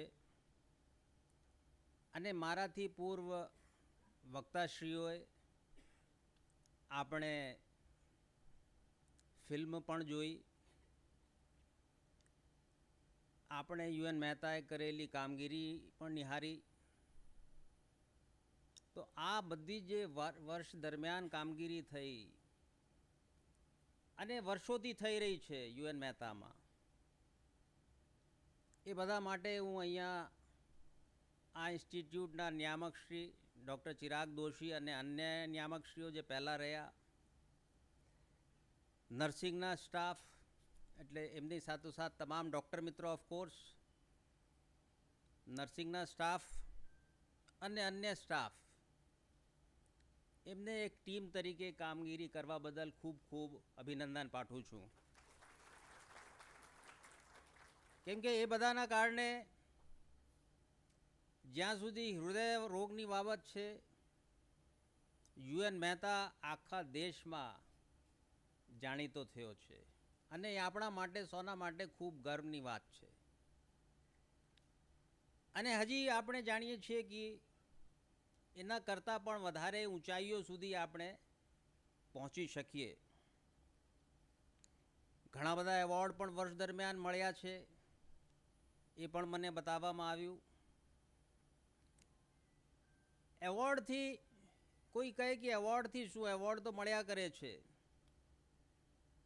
તો એમાં એક નાનકડી વાત આપને હું કહેવા માગું. 2 દિવસ પહેલાં હું દિલ્હીમાં હતો. આરોગ્ય મંથન વિજ્ઞાન ભવનમાં કેન્દ્રીય સ્વાસ્થ્ય મંત્રાલય હેઠળ ચાલી રહ્યો હતો અને એમાં મુખ્ય વિષય હતો પ્રધાનમંત્રી જન આરોગ્ય યોજનાનું અમલ, જે નેશનલ હેલ્થ ઓથોરિટી તરફથી આયોજિત હતું. એમાં એવોર્ડ છેલ્લે આપવામાં આવી રહ્યા હતા. તો મેં જોયું જેટલા રાજ્યો હતા, જેટલા કેન્દ્ર શાસિત પ્રદેશો હતા, તે બધાને કાંઈક ના કાંઈક એવોર્ડ એટલે એ એનાયત કરવામાં આવ્યું માન્ય સ્વાસ્થ્ય મંત્રી શ્રીના હસ્તે. પ્રથમ તો મને લાગ્યું કે આ એવોર્ડ એટલે બધાને મળી રહ્યો છે તો પછી એવોર્ડની શું મહત્તા, પણ પછી મને એક એવું મને પ્રતીત થયું અને કદાચ આપમાંથી પણ મારી સાથે સંમત હશો કે એવોર્ડ આપવાથી બીજું કશું થાય કે ન થાય પણ એક ઉત્સાહ જે તે ટીમમાં આવે છે. ગુજરાત રાજ્યને 2 એવોર્ડ મળ્યા, અન્ય અમુક રાજ્યને 1 એવોર્ડ મળ્યો. એટલે એમાં જે ટીમમાં જે કેમ કે જે પરત લઈને જે આવીએ છીએ અને અત્યારે આપણે જાણીએ છીએ સોશિયલ મીડિયા ખૂબ એક્ટિવ રહે છે. તરત સોશિયલ મીડિયામાં એવોર્ડ લેતી વખતે ટીમની પિક્ચર્સ આવી જાય અને પછી એકબીજાને કોંગ્રેચ્યુલેશન્સના જે છે એક ચેન ચાલુ થઈ જાય છે. એટલે એથી ખૂબ જે છે એક ઉત્સાહ, કેમ કે કોઈ પણ કામગીરીમાં સતત એન્કરેજમેન્ટ ટીમને મળતો રહે એ ખૂબ અગત્યની બાબત છે. એટલે એ જ પ્રમાણે હું મારું માનવું છે, કદાચ યુએન મહેતામાં પણ ડૉક્ટર ચિરાગ દોશીને પૂછું છું, મને એકદમ ખ્યાલ નથી કે અહીંયા પણ આપણે એવોર્ડની પ્રથા છે કે કેમ. એટલે દરેક પ્રભાગમાં એવોર્ડ આપણે દર વર્ષે આપવાનું રાખ્યું છે તો ઘણું સારું. એ પણ પછી વર્લ્ડ હાર્ટ ડે અથવા કોઈ અન્ય યોગ્ય દિવસે આપણે આપવાનું રાખીએ, જેની અંદર જુદા જુદા પ્રભાગો જે આપ સમજી શકો એ હાલમાં છે આવી કોઈ પદ્ધતિ કે સન્માનપત્ર તો આપ આપો છો, પર્સન ઓફ ધ મંથનું મેં જોયું છે. તો આપણે એ જે છે હું મારી આ એક રિક્વેસ્ટ રહેશે કે આપણે આવતા વર્ષે આજના દિવસે એવોર્ડનું પણ આપણે આપવાનું રાખીએ, જેથી અને એના બધા જે એક પેરામીટર્સ હોય એ ખૂબ જ ટ્રાન્સપેરન્ટ હોય, બધાને પહેલાંથી જ ખ્યાલ હોય. દાખલા તરીકે આવતા વર્ષ માટે આવતા 15-20 દિવસમાં આ પેરામીટર આપણે નક્કી કરીને બધાને બતાવી જ દઈએ અને જેથી એમાં બધાનું ઉત્સાહવર્ધન થાય. હવે આજના દિવસની બાબતની એક ચર્ચા. મારા પહેલાંના બધા જે લર્નેડ વક્તાશ્રીઓએ ખૂબ જ ઊંડાણપૂર્વક, ખૂબ જ વિસ્તૃત રીતે આ બાબતની ચર્ચા કે વર્લ્ડ હાર્ટ ડેની મહત્તા શું છે, વિશ્વ માટે શું છે, ભારત માટે શું છે અને ગુજરાત રાજ્ય માટે શું છે અને આપણે પોતપોતાના માટે શું છે. આના આજે ખૂબ જ મોટી સંખ્યામાં હું અમુક છાપાઓ વાંચતો હતો, અંગ્રેજીના, ગુજરાતીના, એટલે દરેકમાં એડિટોરિયલ અથવા આર્ટિકલ અથવા એડવર્ટોરિયલ મોટી સંખ્યામાં આવેલા છે અને એમાં જુદી જુદી બાબતો ઉપર ભાર મૂકવામાં આવ્યો છે. પ્રથમ તો કેવી રીતે હાર્ટને જો ઇસ્યુ છે, ડિઝીઝ છે, કેવી રીતે થઈ જાય છે, ઇન્ડિયામાં અને ગુજરાતમાં શું સ્થિતિ છે અને અગર થઈ જાય તો એના માટે શું કરવું જોઈએ અને એને અટકાવવા માટે શું કરવું જોઈએ. અમુક હોસ્પિટલોની પણ એમાં એડવર્ટિઝમેન્ટ તરીકે પણ આવ્યું કે એમાં એટલું બધું અમે આ કરીએ છીએ, જે લોકોની જાણકારી માટે ઘણું સારું કહેવાય. આપણે જે પ્રમાણે હાલમાં કહેવામાં આવ્યું અમુક બાબતો આપણે બધા જાણીએ છીએ. સૌપ્રથમ જેનેટિકલી જે એશિયન્સ છે અને ઇન્ડિયન્સ છે, ભારતીય લોકો જેનેટિકલી પ્રીડિસ્પોઝ છે. જેમ કહ્યું કે આપણા જે વેસ્ક્યુલર જે એજિંગ છે એ 10 વર્ષ વધારે હોય છે. અગર વેસ્ટર્ન કોકેશિયન રેસ જોઈએ અથવા બીજી જે રેસ છે એ જોઈએ, એટલે એમાં જે માંદગી હૃદયની 60-70માં આવે, અહીંયા 40-50માં આવી જાય. અને એમાં પણ જ્યારે એ લોકો જમવામાં જુદી રીતે જમે, કદાચ એમાં ફેટ વધારે હોય, અહીંયા ફેટ હોય, ઓછું પણ હોય, પણ 10થી 15 વર્ષ પહેલાં એ આવી જાય. એટલે એ બધું બાબતોને આપણે ધ્યાનમાં રાખવાનું છે. હાઇપરટેન્શન કેમ થાય છે? ઘણા કારણો હોય છે અને એમાં અગત્યનું એક કારણ છે સોલ્ટ કન્ઝમ્પશન, જેની અંદર સોડિયમ હોય છે. આજે જે એક આર્ટિકલ મેં વાંચ્યું, થોડું ઘણું પહેલાં પણ ખ્યાલ હતું, 5 ગ્રામ સોલ્ટ આપણે આખા દિવસમાં 5 ગ્રામ સુધી ઓછું લઈએ તો વધારે સારું, કેમ કે 5 ગ્રામ સોલ્ટમાં 2400 મિલીગ્રામ એટલે 2.4 ગ્રામ સોડિયમ જેટલું હોય. પણ આપણે કેટલું લઈએ છીએ, કાંઈ અંદાજ આપમાંથી કોઈ અંદાજ કરી શકે? How much an average Indian is consuming? It is more than 5. But as per few reports, આ જે છે 10 કરતાં પણ વધારે છે. 10 ગ્રામ સોલ્ટ કરતાં પણ વધારે એવરેજ કન્ઝમ્પશન આપણે કરી રહ્યા છીએ. તો એ આપણે શા માટે કેવી રીતે થઈ જાય છે? એક તો આપણે શરૂઆતથી ડાયટરી હેબિટ્સ, બીજું નવા જે ફાસ્ટ ફૂડ આવે છે એમાં સોલ્ટ અને સોડિયમની વધારે એમાં મૂકવામાં આવે છે, વધારે નાખવામાં આવે છે. એના કારણે સોડિયમ વધારે જાય અને પછી વોટર રિટેન્શન થાય બોડીમાં અને હાઇપર ટેન્શન થાય, જે પછી હૃદય ઉપર વધારે ભારણ મૂકે અને હાર્ટ ડિઝીઝ તરફ લઈ જાય. સ્મોકિંગ ટોબેકો યુઝની વાત થઈ. સેડેન્ટરી લાઈફસ્ટાઈલ એ ખૂબ અગત્યની બાબત છે અને એની ઉપર કંટ્રોલ પણ આપણું ખાસો એવો આવી શકે. અમુક વાર આપણે એમાં ધ્યાન નથી આપતા અથવા આપણું જે બિઝી વર્કિંગ શેડ્યુલ હોય છે એના કારણે આમાં આપણે થોડું પાછળ રહી જઈએ અમુક વાર. પશ્ચિમના અમુક દેશોમાં જ્યારે હું ગયો તો ત્યાં થોડું આપણા કરતાં જલવાયુનું ફેરફાર તો છે, પણ હું લંચ સમયમાં બહાર નીકળું, હું કેમ કે કોર્સીસ કરવા જતો હતો, તો પણ મને દોડતા ભાગતા, જેને કહીએ કે સવારમાં જોગિંગ કરી રહ્યા હોય એ પ્રમાણે એ લોકો બપોરે પણ જ્યારે એને સમય મળે જોગિંગ માટે નીકળી જાય, વોકિંગ માટે નીકળી જાય. એટલે એ કદાચ ટેવ આપણા દેશ અને રાજ્યમાં ઓછી છે કે જ્યારે સમય મળે, કેમ કે સવારે કદાચ નહીં મળે, સવારે અમારે કોઈ પણને 8 વાગે ચાલુ કરવું હોય, કોઈને 9 વાગે ચાલુ કરવું હોય, એમને નહીં મળે સમય તો પછી ક્યારે કરે? સાંજ સુધી થાકી જાય. એમ તો સાંજે અને રાત્રે કરે એ પણ સારું, પણ એ લોકો જ્યારે એને સમય મળે છે 15 મિનિટ, 20 મિનિટ, 25 મિનિટ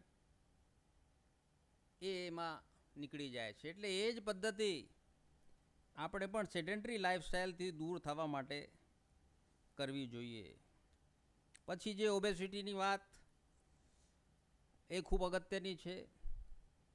બોડી માસ ઇન્ડેક્સની વાત અવારનવાર એમાં પણ ખૂબ રિસર્ચ થઈ રહી છે. પહેલાં એમ કહેવામાં આવતું હતું, મને લાગે છે આપ સૌ બોડી માસ ઇન્ડેક્સ શું હોય છે એથી પરિચિત હશો. પહેલાં એમ કહેવામાં આવતું હતું કે ભારત એટલે બધાનું એક કોમન મેજરમેન્ટ આપતા હતા કે 25થી વધારે નહીં હોવું જોઈએ. સ્લોલી એ લોકોએ એશિયન્સ માટે ઓછું કરી દીધું છે અને હવે કહે છે કે 22-23થી વધારે હોય તો એ ઓબેસિટી છે. એ ઓબેસિટીને પછી કંટ્રોલ કરવું જોઈએ, કેમ કે ઓબેસિટીના કારણે પણ હૃદય ઉપર બોજો પડે છે, ભારણ પડે છે. અને એમાં દાખલા તરીકે 60 કિલો વજન હોવું જોઈએ કોઈનું બોડી માસ ઇન્ડેક્સ પ્રમાણે, એની જગ્યા 65 કિલો છે એટલે 10% વધારો. એમાં અગર 1 કિલો પણ ઓછું કરતા જાય તો થોડા સમયમાં જે એમનું બોડી માસ ઇન્ડેક્સની આજુબાજુ પહોંચી જશે, ત્યારે હૃદય ઉપર જે એક્સ્ટ્રા બોજો છે એને એમ કહીએ ને કે દાખલા તરીકે આપણે રેલવે પ્લેટફોર્મ ઉપર કુલીની જેમ એ વધારે એક્સ્ટ્રા લોડ બીજાનું પોતાના શિરે લે છે, એ જ પ્રમાણે વધારે કદાચ જરૂરિયાત કરતાં વધારે ખાઈને આપણે જે બોડી ઉપર એક વજન લઈ લીધું છે એ વિચારીએ કે 6 કિલો વજન આપણે એક્સ્ટ્રા લઈને અગર ફરી રહ્યા હોય, 60ની જગ્યાએ 65-66 કિલો, તો 6 કિલો એક્સ્ટ્રા લઈને આપણે ફરીએ છીએ. સો એને ઉપર પણ આપણે ધ્યાન રાખીને એને સ્ટ્રેસ, ડાયટ એ બધું ખૂબ અગત્યની બાબતો છે. National control four non communicable diseases, જેની અંદર હાઇપરટેન્શન, કાર્ડિયક કેર અને ડાયાબિટીસ અને અન્ય રોગોનો સમાવેશ થાય છે, એ ચાલી રહ્યું છે. આપણે પણ જે સ્ક્રીનિંગ છે નોન કમ્યુનિકેબલ ડિઝીઝીસની એ 30થી ઉપર 100%ની થાય એ કાર્યક્રમ તો ચાલુ કર્યું છે. પણ જેમ હમણાં ડૉક્ટર ચિરાગ દોશીએ કહ્યું કે કદાચ એથી પહેલાં પણ જે પ્રિડિસ્પોઝ છે ટુવર્ડ્સ હાર્ટ ડિઝીઝ, જેના ફેમિલીમાં હાર્ટ ડિઝીઝ છે, એમાં કોલેસ્ટ્રોલની ચેકિંગ વર્ષો પહેલાં થઈ જવી જોઈએ. એની અંદર હાર્ટના અન્ય ઇન્ડિકેટરની ચેકિંગ કોઈની 10 વર્ષમાં થઈ જવી જોઈએ, કોઈને 20 વર્ષમાં થઈ જવી જોઈએ. એટલે એ બીવડાવવાનું એ નથી કોઈનું હેતુ, પણ રિસર્ચ આ પુરવાર કરે છે, રિસર્ચ આ બતાવે છે અને દર્શાવે છે. હવે એને આપણે કેવી રીતે બેસ્ટ આપણી કન્ડિશન્સમાં આપણા જેટલા રિસોર્સિસ ઉપલબ્ધ છે એ ધ્યાને લેતા એ તરફ આગળ વધવું જોઈએ. તો હું માનું છું કે ભવિષ્યમાં જે આપણે જે હાર્ટ ડિઝીઝીસથી ઝઝૂમી રહ્યા છીએ એની ઉપર હજી વધારે કંટ્રોલ આવશે. ઘણું બધું કામ ચાલી રહ્યું છે. આઈસીની વાત પણ થઈ, એટલે લોકો સુધી કેવી રીતે મેસેજ આ બધા જે છે એ રિસર્ચ એટલી બધી થઈ રહી છે વિશ્વમાં, એની સરખામણીમાં આપણા દેશ, રાષ્ટ્રમાં અને રાજ્યમાં રિસર્ચ ઓછું છે. એટલે એ રિસર્ચ વધવી જોઈએ. એના માટે હાલના બજેટમાં, કેન્દ્રીય બજેટમાં એના માટેની જોગવાઈ કરવામાં આવી છે અને એની પાછળ હવે કેન્દ્રમાં ICMR, Indian council of medical research, કેન્દ્રીય સ્વાસ્થ્ય મંત્રાલયના સહયોગથી રિસર્ચ ઉપર વધારે ભાર મૂકે છે. એ જ પ્રમાણે મારી વાત ડૉક્ટર ચિરાગ દોશી સાથે પણ થઈ રહી હતી કે કેવી રીતે આ રિસર્ચ UN મહેતા, જેનું નામ જ રિસર્ચ સેન્ટર પણ છે, એમાં વધારે રિસર્ચ દરેક પાસાઓની થાય. દાખલા તરીકે આજે એમ આવે છે કે યંગ લોકોને પણ ખૂબ કાર્ડિયક અરેસ્ટ થઈ રહ્યો છે. હવે અમે ચર્ચા હમણાં જ કરતા હતા કે કદાચ પહેલાં પણ થતું હોય અને કમ્યુનિકેશન મીન્સ એટલા સ્ટ્રોંગ ત્યારે એટલા મજબૂત ન હતા, એટલા સારા ન હતા, જેથી ખ્યાલ ઓછું પડે. હાલમાં તરત એ ખ્યાલ પડી જાય છે અને ન્યૂઝપેપર વગેરેમાં પણ આવી જાય છે. એટલે એમાં સાચું શું છે એના માટે રિસર્ચ જે છે એ ખરેખર એ વ્યવસ્થિત કોન્ટિન્યુઅસલી થવી જોઈએ અને એ પછી લોકો સુધી લઈ જવી છે. હયાત રિસર્ચ રાષ્ટ્રીય લેવલની હોય, આંતરરાષ્ટ્રીય લેવલની હોય, એ બધું આપણે લોકો સુધી પહોંચાડવાનું છે અને સતત ઘણું બધું કામ UN મહેતામાં થઈ રહ્યું છે. But this is a continuous process. એમાં અવારનવાર સ્વાસ્થ્ય મેળાઓમાં ભાગ લઈને આપણને સૌને ખ્યાલ છે કે આયુષ્માન ભવ કાર્યક્રમ ચાલી રહ્યો છે અને એમાં તમામ પાસાઓને આપણે આવરી લેવાના છીએ.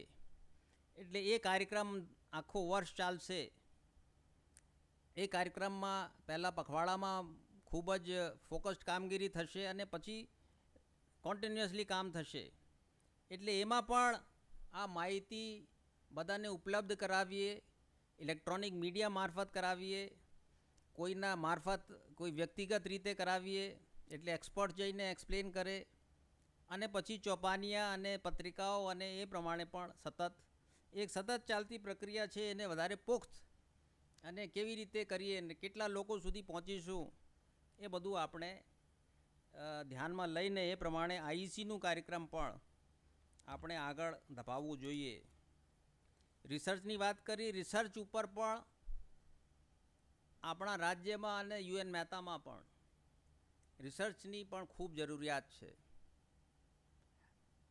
મેં જોયું રાજ્યના આરોગ્ય વિભાગ પાસે જે સંસ્થાઓ છે, ઘણા બધાની નામની આગળ અથવા હોદ્દાની આગળ રિસર્ચ શબ્દ લખેલો છે. ઘણા બધા UN મહેતાની આગળ છે એક જીમર સોસાયટી છે, Gujarat medical education and research society, જેની હેઠળ 13 મેડિકલ કોલેજો છે. પછી બીજી જગ્યાઓ પણ રિસર્ચનું ચાલે છે. હવે ડાયરેક્ટરેટની પણ હું વાત કરું, આપણી સાથે ડૉક્ટર દીક્ષિત પણ છે. એનું નામ પણ શું છે? Directorate of medical education and research, પણ આપણે ખરેખર ચર્ચા કરીએ તો પછી રિસર્ચ એટલે મીંડું જેવું જ લાગે. અને રાજ્ય સરકારે ક્યારેક ફંડની ના પાડી નથી. Gujarat cancer and research institute એટલે એમાં પણ હવે રિસર્ચ થતી હશે, અગર થતી હશે તો મને એટલું ખ્યાલ નથી, મારી પાસે રિપોર્ટ આવતું નથી, પણ કદાચ થતી હશે. નહીં થતી હશે તો હું ડાયરેક્ટર શ્રી પણ આજે ઉપસ્થિત છે, ડૉક્ટર શશાંક પંડ્યા. એટલે એ રિસર્ચમાં પણ આપણે સતત, કેમ કે નામ પણ છે રિસર્ચ, સરકારે બહુ વિચારીને યસ કર્યું છે કે ભાઈ એનું નામ તમે રિસર્ચ રાખો. તો કોઈ કારણ નથી ફંડમાં કોઈ, આપણે એમ કહીએ રાજ્ય સરકારે આપણા માટે પુષ્કળ ફંડની જોગવાઈઓ કરી છે. એક્સ્ટ્રા બજેટરી ફંડ પણ ઉપલબ્ધ છે. 4,000 કરોડનું વર્લ્ડ બેંકનું પ્રોજેક્ટ ચાલે છે. આપણે ઘણી બધી જે નવી જે બિલ્ડિંગો પણ ઊભી કરી રહ્યા છે, જે પ્રમાણે મેં કહ્યું કે જીમસના નવા 13 કોલેજો આવ્યા છે. એટલે રિસર્ચ ઉપર ભાર આપવું ખૂબ જરૂરી છે. અહીંયા જે બધા સંસ્થાના વડાઓ છે અને સામે બેઠા બધા ડૉક્ટર મિત્રો, બધાને મારી ખાસ વિનંતી કે રિસર્ચ ઉપર પણ ખૂબ ફોકસ આપણે રાખવું પડશે. તો આજે અગર આપણે થોડુંક કામ ચાલુ કરીશું તો પછી રિઝલ્ટ આપણને મળતા પણ વર્ષો નીકળશે. પણ ચાલુ કરવું ખૂબ જરૂરી છે. માન્ય વડાપ્રધાનશ્રીએ કેન્દ્રમાં આ કામ ચાલુ કરાવ્યું છે અને રાજ્યમાં પણ આપણા મુખ્યમંત્રીશ્રી અને આરોગ્ય મંત્રીશ્રી આ બાબતની અવારનવાર ચર્ચા કરી રહ્યા છે. તો બધાને ખાસ મારે કહેવું છે કે એ પણ એમનું જે વાર્ષિક કાર્યક્રમ અને લાંબા ગાળાનું જે એમનું એક પ્લાનિંગ હોય છે એમાં એ લે કે કેવી રીતે એમાં આગળ વધવાનું છે. મેડિસિનની વાત કરીએ એટલે દવાઓ હાર્ટ ડિઝીઝ માટે પણ ખૂબ નવી આવી રહી છે. હાલ તો એ છે કે હાલમાં જ હું એ આર્ટિકલ એક જગ્યાએ વાંચતો હતો, ઓબેસિટી માટે પણ ડ્રગ્સ આવી ગઈ છે કે પહેલાં તમારે ખુલીને ખાવાનું, પછી થોડું વજન વધી ગયું અને લિમિટથી બહાર ગયું, 5%, 10%, 15%, પછી એવી ડ્રગ, એકનું તો મને નામ પણ યાદ છે, 3-4 ડ્રગ અત્યારે યુએસમાં ચાલુ થઈ ગઈ છે અને એમાં ઓબેસિટીમાં 15-20%થી ઘટાડો થઈ જાય છે. એકનું નામ છે વેગોવી. એ ડ્રગ ત્યાં યુએસએમાં બહુ કોન્ટિન્યુઅસલી હવે પ્રિસ્ક્રિપ્શનમાં આવી ગયું છે અને ઇન્સ્યોરન્સવાળા પણ આપતા થયા છે. એ જ પ્રમાણે બીજી ડ્રગ્સ પણ છે. એટલે જેને 10 કિલો 20 કિલો વજન વધ્યું હોય એમાંથી છુટકારો એને મળી શકે.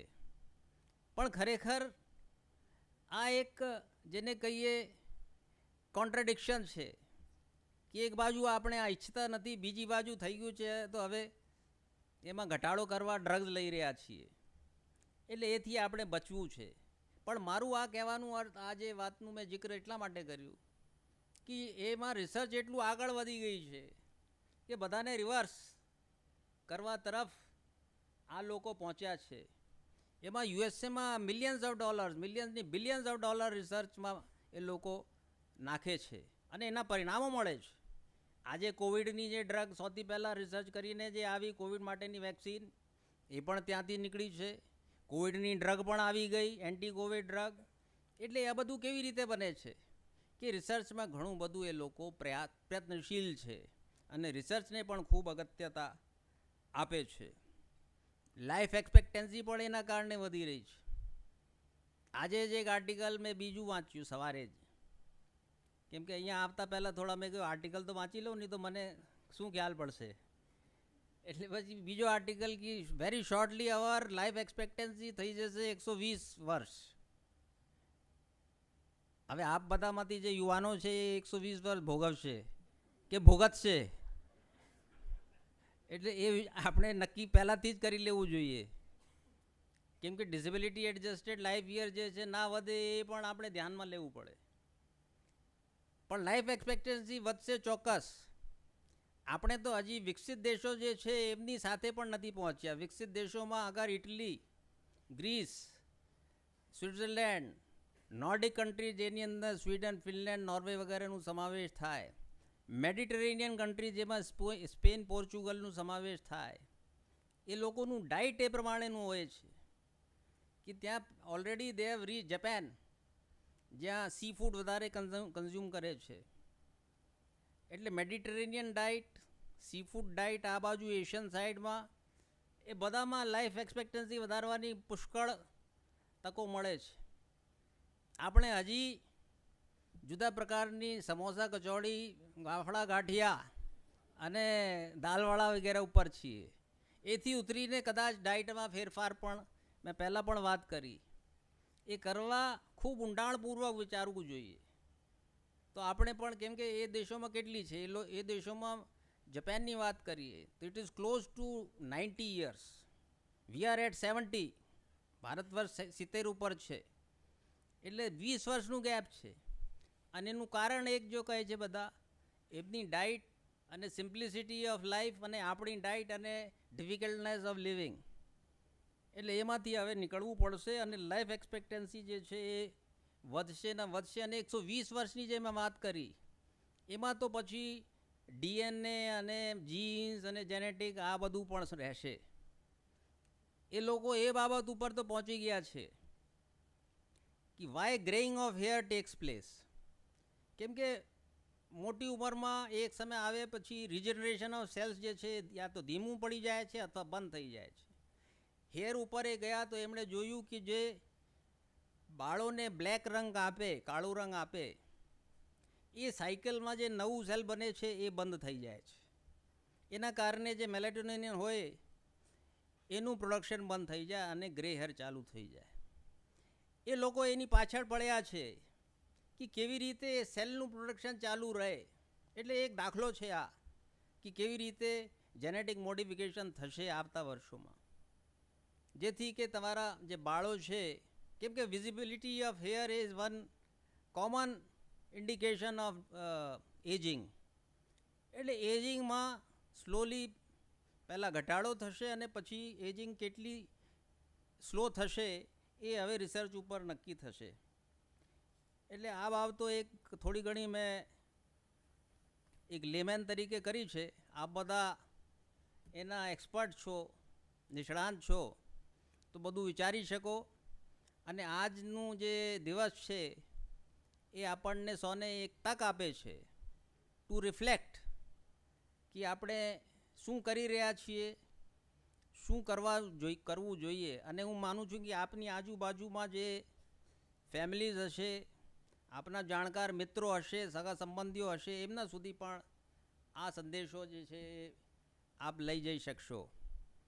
એમ કહીને ફરીથી સારામાં સારું કામ આ ઇન્સ્ટિટ્યૂટમાં થઈ રહ્યું છે અને વધારે ઊંચાઈઓ સુધી એ પહોંચે એમ કહીને અહીંયાની ટીમને અને અહીંયા ઉપસ્થિત તમામ મહાનુભાવશ્રીઓ અને ઉપસ્થિત બધા મિત્રોને ખૂબ ખૂબ શુભેચ્છાઓ પાઠવીને મારું વક્તવ્ય પૂર્ણ કરું છું. ખૂબ ખૂબ આભાર.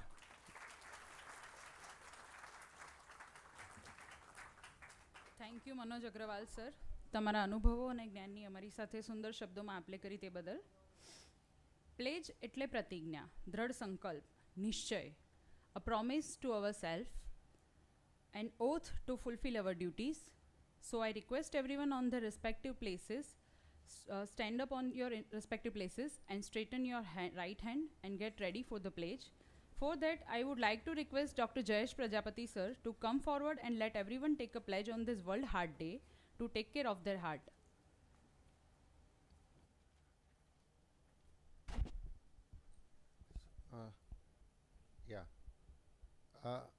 मैं आज आपको हृदय को स्वस्थ रखने की प्रतिज्ञा दिलाना चाहता हूँ. मैं हर दिन संतुलित भोजन खाऊंगा या खाऊंगी.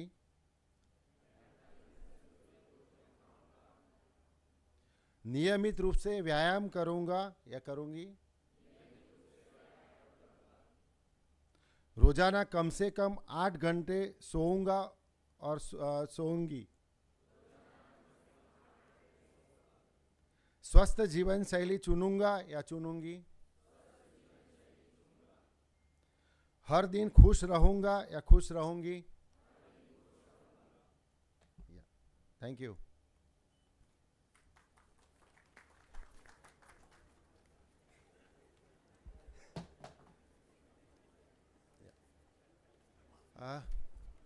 Good morning to Good morning to Dr. Manoj Agrawal. He is Additional Chief Secretary. Dr. Dixit sir, Dr. Chirag Doshi, Director of our institute, and of course Dr. Shashank Pandya, Dr.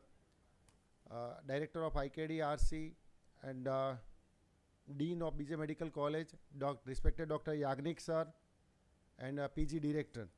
So today on this World Heart Day, હું I think ગુજરાતીમાં જ વાત કરીશ. બધાને world heart day નિમિત્તે શુભેચ્છા આપું છું. ખાસ મને મનોજ અગ્રવાલ સાહેબના લેક્ચરમાં એક વસ્તુ બહુ ધ્યાનપૂર્વક જોયું કે છેલ્લા આપણે લગભગ 10-15 વર્ષથી વર્લ્ડ હાર્ટ ડેનો પ્રોગ્રામ કરીએ છીએ. હાર્ટ ડિસીઝની અંદર જોવા જઈએ તો જેટલો નોંધપાત્ર ઘટાડો થવો જોઈએ થતો નથી. વધારે હોસ્પિટલો ખુલે છે. આપણે જે વસ્તુ છેલ્લા 10-15 વર્ષથી ડિસ્કસ કરીએ છીએ તો પ્રાઇમરી પ્રિવેન્શન પરથી પ્રાઇમોડિયલ પ્રિવેન્શન ઉપર જવાની જરૂર છે. કે જેવી રીતે કહ્યું કે prevention of the risk factors એ બહુ જ ઇમ્પોર્ટન્ટ વસ્તુ છે. ખાસ કરીને એક જોવા જઈએ તો ગવર્મેન્ટની જે યોજનાઓ છે, કદાચ PMJY કરીએ, ગમે એટલા પૈસા આપણા બધા ફાળવીએ છીએ, હોસ્પિટલો બાંધીએ છીએ, ફંડ કરીએ છીએ, પરંતુ કદાચ આપણે રિવર્સ ડિરેક્શનમાં જવાની જરૂર છે કે જે ફૂડ પેકેટ્સ છે અથવા તો તમાકુનું સેવન ઘણીવાર ઓપીડીમાં જોઈએ છે કે ઘણી લોઅર મિડલ ક્લાસ કે મિડલ ક્લાસ કદાચ થોડો સુધારો આવ્યો છે, અપર ક્લાસમાં પણ એમાં ડાયટરી હેબિટ બદલાઈ છે. આપણે જે બેઠા છીએ એ લોકો તો મોટાભાગના સ્વસ્થ જીવનશૈલી અપનાવી છે, પરંતુ જે બહાર આપણે જે ફૂડ મળે છે કે તમાકુનું જે સેવન ગુટખાના સ્વરૂપે જોઈએ કે સ્મોકિંગના સ્વરૂપે જોઈએ તો હું એવું માનું છું કે કદાચ વધતું ગયું છે ઘટવાની જગ્યાએ. એક્સરસાઇઝ કદાચ થોડી સુધરી છે. બીજી વસ્તુ કે ડાયટમાં જે સોલ્ટ ઇન્ટેક અને પર્ટિક્યુલરલી જંક ફૂડ આજે ઉઠીને જ્યારે ફરતા હોય ત્યારે જોઈએ કે સ્કૂલ ગોઈંગ ચિલ્ડ્રન અથવા તો બહાર જે lower socio middle socio economic ક્લાસમાં જે તૈયાર જે ફૂડ પેકેટ્સ મળે છે કે જે વેફર કે જે સસ્તું જે 5-10 રૂપિયાના જે packet, this is most notorious things. કદાચ એ બાબતે વિચારવાની જરૂર છે. આ ઉપરાંત આપણે યુએસમાં કે કોઈ પણ કન્ટ્રીમાં જોઈએ તો જે મેકડોનાલ્ડ્સ કે એ લોકો ઉપર જે ફેટ કન્ટેન્ટ, જે મેગા મિલ કે મિલ એ બધા ઉપર જે પ્રતિબંધ, ઓઇલના જે પ્રતિબંધ છે એ કદાચ આપણા દેશે એ દિશામાં વિચારવાની જરૂર છે. રાધર ધેન આપણે આ બાજુ જે વિચારીએ છીએ કે વધારે પડતી યોજના કરીએ કે વધારે પડતી હોસ્પિટલો ખોલીએ, કદાચ આપણે પ્રિવેન્શનમાંથી પ્રાઇમોડિયલ પ્રિવેન્શન બાજુ જવાની વધારે જરૂર છે. હેલ્ધી જીવનશૈલી અપનાવી. બીજું તો આપણી પણ ફરજ છે કે આ બધું કન્ઝ્યુમ ના કરીએ, પરંતુ એ અવેલેબિલિટી જે છે એના ઉપર પણ કંટ્રોલ મૂકવો એટલો જ જરૂરી કદાચ લાગે છે. બીજી વસ્તુ કે આ વર્લ્ડ હાર્ટ ડેની થીમમાં to use heart to know heart, આ ઉપરાંત આ વખતે કદાચ environment, planet, stressless life, yoga પ્રાણાયામ એક બહુ સારી વસ્તુ છે કે જે તમને રિલેક્સ રાખે છે. તો એ બધી વસ્તુ સ્વસ્થ જીવનશૈલી અપનાવવી જોઈએ. બીજી વસ્તુ જે ઓબેસિટી માટે પણ જે જંક ફૂડ કારણભૂત છે, જોઈએ તો એટલી બધી રેસ્ટોરન્ટોની ચેઇન ખુલતી, હોસ્પિટલ અને રેસ્ટોરન્ટ બંને પેરેલલ વધતી જાય છે. કદાચ એ ખાસ કરીને ગુજરાતમાં જોઈએ તો મને એવું લાગે છે કે ચ્યુએબલ ટોબેકો છે જે કન્ઝ્યુમ સૌથી વધારે અહીંયા થાય છે. આઈ થિંક બધા ઇન્સ્ટિટ્યૂટના વડાને કદાચ આ વસ્તુ નડતી હશે તો પ્રાઇમોડિયલ પ્રિવેન્શન ઉપર સરકારશ્રી અને આપણે બધા યોગ્ય રોલ ભજવીએ એવી આશા વ્યક્ત કરું છું. Thank you so much. Thank you sir, બહુ જ ટૂંકાણમાં પણ બહુ સરસ સંદેશ આપવા બદલ. Now we are moving towards the academic part of the short lecture series of this today's event. So for that I request all the dignitaries on the dais to come forward on the first row in the audience for the better vision of the lectures.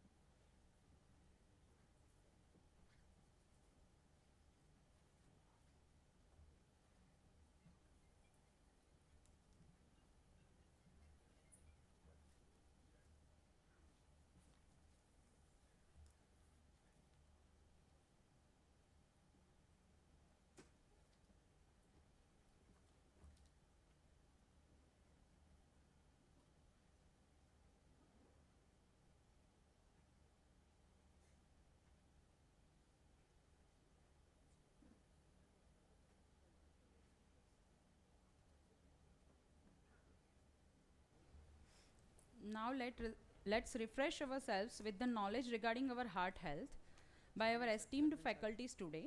I request everyone to listen to it patiently and adapt relevant points in our life, day-to-day life.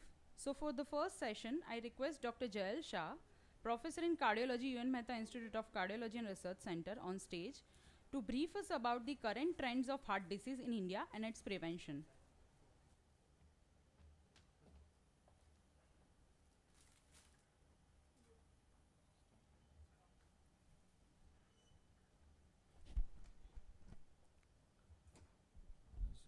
So, good afternoon, everyone, and wishing you a very happy World Heart Day.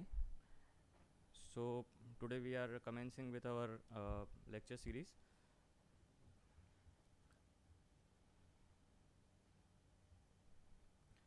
So, regarding the today's emerging trends in India of cardiovascular disease, we can say that cardiovascular disease, which includes ischemic heart disease and stroke, accounts for roughly 20 million deaths annually, according to WHO.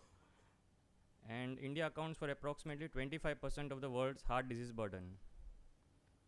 And CVDs strike Indians a decade earlier than the Western population.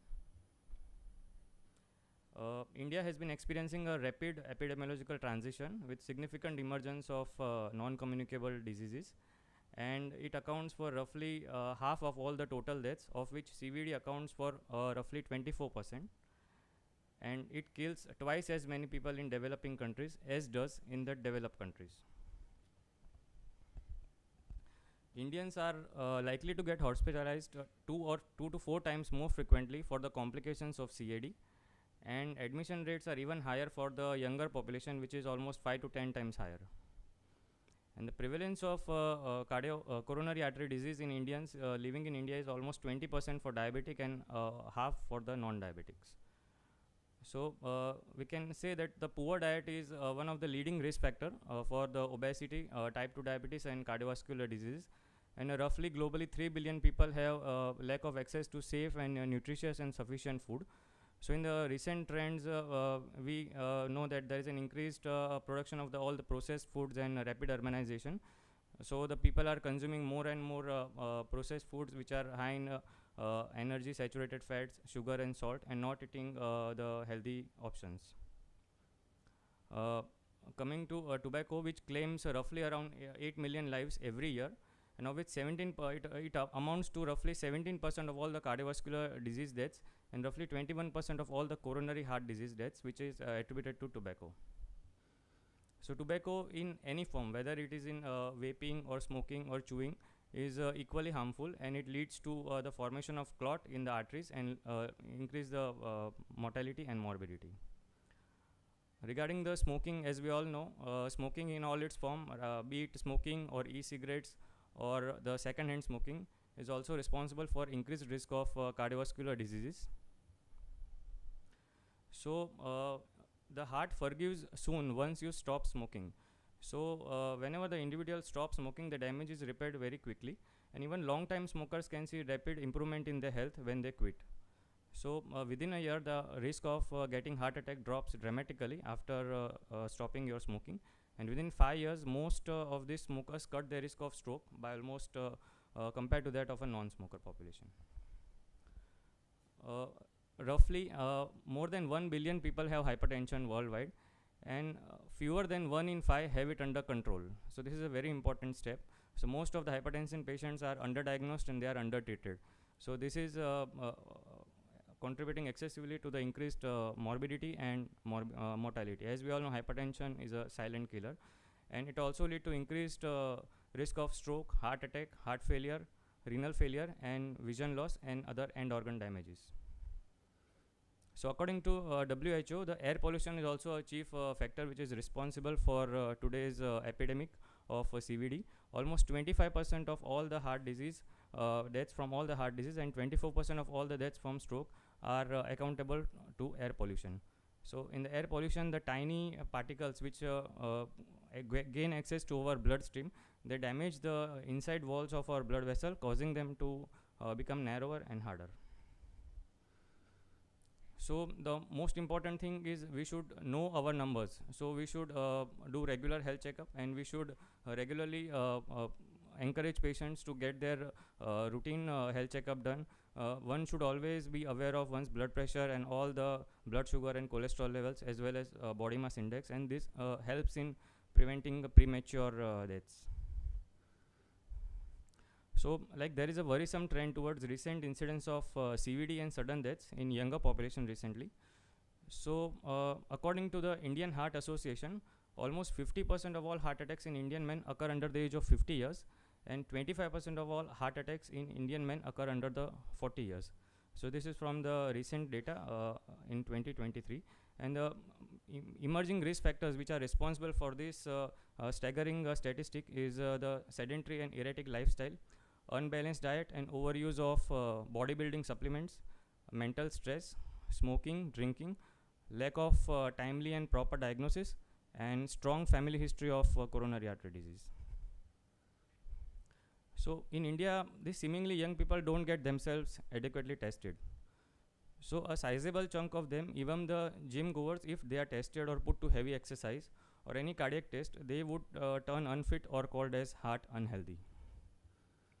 So sudden, unaccustomed, intense physical exertion after a sedentary lifestyle is a very important risk factor, and it leads to catecholaminic surge and plaque rupture and may lead to sudden death. So as we all know, what is vascular age? And so vascular age is different from your chronological age. Vascular age, in simple term, we can say that it is the age of your arteries. So as you grow older, there are some changes which are occurring. There is a plaque buildup, there is ongoing inflammation, and there is a higher propensity for plaque rupture with the building up of plaque. And knowing our vascular age is very useful for predicting the future risk of CVD. So the risk factors which are used for predicting our vascular age are chiefly the age, gender, smoking, cholesterol levels, systolic blood pressure, and diabetes. So this was the study which was published from our institute, which showed that Gujarati Asian Indians, which concluded that they are older by almost 7 to 8 years when compared with the chronological age, and statistically there is early occurrence of CVD in Asian Indians, which is prematurely by decade as compared to the Western Caucasian population. So angina is more common than you think, and we have to act swiftly. We cannot ignore even the milder symptoms, and we have to consult the doctor about the personalized treatment in case of angina, and it can be effectively treated if it is detected and adequately. So regarding the role of physical activity, as we all know, that regular physical activity helps in prevention of heart disease, stroke, diabetes, hypertension, and obesity.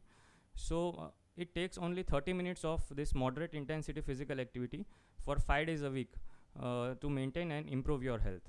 And there are multiple numerous benefits of physical exercise. So the different steps you can, like for the normal adults of 18 to 64 years, at least 150 minutes of moderate intensity or 75 minutes of vigorous physical activity is recommended throughout the week. So what do you mean by moderate or vigorous? So some common examples we can assume from our day-to-day life. So like brisk walking or cycling or doing gardening or housework or dancing or skateboarding, they come under the category of moderate intense physical activity, while some other vigorous physical activity, which includes jogging or running, hiking, fast cycling, fast swimming, aerobics, and any other competitive sports. So instead of preventive health, now it's time to switch to predictive health. So under this model, we can identify those who are at risk, particularly those with family history of heart disease, blood pressure, sugar, or high cholesterol, and they should be adequately screened and treated. And also important is the awareness campaigns and community-based teaching of cardiopulmonary resuscitation, so which can help many precious lives. So this is just a summary of the dietary options which we can prescribe to our patients, and all the individuals should adhere to the healthier options compared to the other processed food and other damaging foods which are available in the market. So we have to opt for a variety of foods. We can use we have to use moderate amount of fats and oils. We have to use plenty of fruits and vegetables, at least 5 portions of fruits and vegetables per day, and avoid foods that are rich in salt and sugar, and limit the intake of all the energy drinks and other high sugary drinks which are available in the market. The detailed discussion for this will be followed in the subsequent lectures. So another important is a stress. It damages your heart. It's roughly that simple. So it leads to hormonal imbalance. It promotes atherosclerosis. It leads to premature plaque rupture and may lead to sudden death.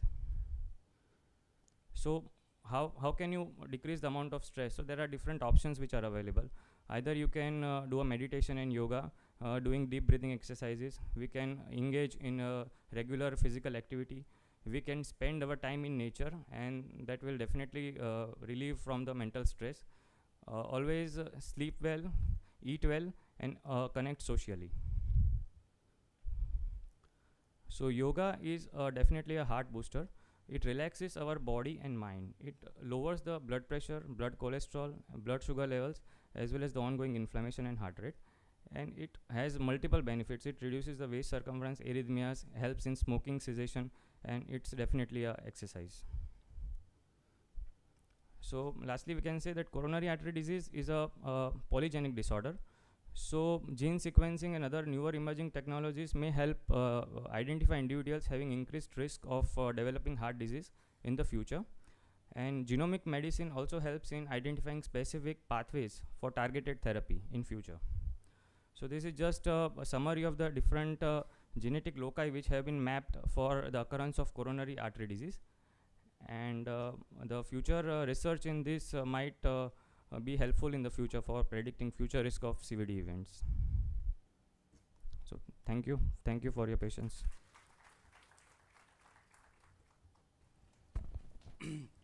Thank you, Jal Bhai, for wonderful knowledge sharing with our audience in a very simplified way. We all know that India had taken a big leap and marked their stamp on the moon with successful Chandrayaan-3 mission. Likewise, our CVTS department is progressing so fast and marking their stamp on the field of cardiac surgeries and being the center of excellence across India. For that, I would like to request Dr. Anil Jain sir, professor in CVTS department, to share his knowledge with us on novel technological advances in the cardiac surgery.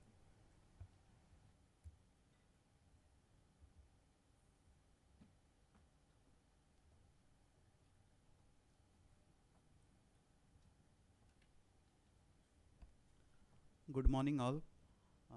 A very happy World Heart Day to you all. So हम सब साक्षी रहे हैं कि last कुछ सालों में UN Mehta institute ने अलग अलग डिपार्टमेंट्स में जो प्रोग्रेस किया है, CVTS की हम बात करें तो CVTS में complex adult complex congenital surgeries काफ़ी सालों से we have been doing. In last few years we have developed our heart transplant program, RF ablation of varicose veins, then video assisted thoracic surgeries, and in last year we have also developed our robotic surgical program. So I'll be talking about one of the most novel technological advancement in the field of cardiac surgery in the form of robotic assisted cardiac surgery. So whenever a patient is recommended any surgical procedure, there are different surgical options and lot of factors determine which option is going to be selected, like how the big scar is going to be, how much is the requirement of blood and blood products, hospital stay, then infection rate, then faster recovery to the workplace. So all these factors determine which of the option is going to be selected. हम सब लोगों ने अनुभव किया है कि जब भी पेशेंट और पेशेंट के रिलेटिव सर्जरी के बाद उनका ये बहुत कॉमन सवाल होता है कि कितना बड़ा चीरा लगा है और सर कितने टाँके आए हैं, कौन सा वाल लगाया है, कौन सी आर्टरीज को बाईपास किया है, क्या उसको प्रिकॉशंस लेना है, वो सब से ज़्यादा उसके लिए इम्पोर्टेंट ये होता है कि कितना बड़ा चीरा लगाया है. तो पेशेंट की ये कंसर्न और साथ में सर्जन का वुंड इन्फेक्शन का experience, keloid formation and then redo surgery, all these factors probably over the years have made us evolve towards small incision surgeries in the form of minimal invasive surgery and robotic assisted cardiac surgery. So as this picture depicts, like open heart surgery we can compare with Virat Swarup of God, and then with we also, as we know, there is Vaman Swarup also, so we can compare it with minimal invasive cardiac surgery. And then there is further advancement at molecular level which is happening in probably all the fields, so we can compare that to the robotic assisted cardiac surgery. So in my talk I'll be talking in brief about open heart surgery, then minimal invasive cardiac surgery, then endoscopic surgery, and to conclude with I'll be showing some videos on robotic assisted surgery. So open heart surgery जैसा हम शायद जो भी CVTS में surgeons हैं सब लोगों ने ये चीज़ एक्सपीरियंस की होगी कि जब ट्रेनिंग डेज में हमेशा ये बताया जाता था big surgeon big incision, bigger the better, which is probably not the case in today's scenario. So nowadays we feel smaller is the better. So open heart surgery, which is conventionally done with a big midline incision with the cannulation of great vessels.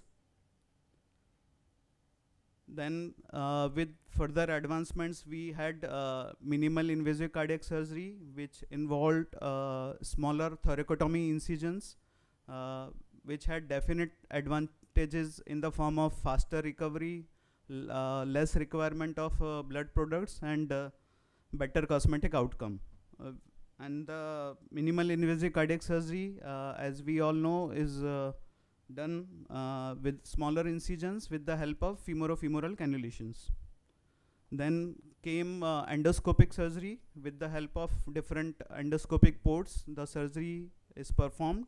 With further advancements which helped us to overcome limitations of endoscopy surgery, we had developed robotic assisted cardiac surgery.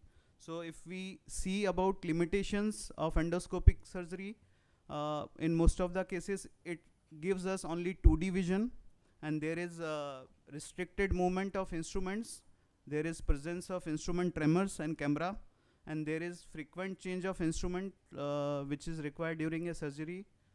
Lot of dependence is there on the first assistant, and in complex cases it becomes really ergonomically challenging. So all these limitations have been overcome in robotic assisted cardiac surgery. So the term robo was given by Capek in 1821, and then first CT guided biopsy was done by Puma. Then in 1988 we had invention of the probot. With further advancements in year 2000, in beginning of this century, we had most advanced robotic surgical system in the form of Da Vinci. So as we can see, this is the setup of Da Vinci robotic surgical system, where there is a camera console, surgeon sits on the console at a remote place from the operating table and performs the cardiac surgery or any other robotic assisted surgery. There is patient cart with robotic arms, and then there is 3D HD visual system. So robotic surgery with the technological developments have developed and have enhanced the capabilities of surgeons also in the field of cardiac surgery. So there are many robotic surgical systems which are available in the market. Most commonly used telesurgical system is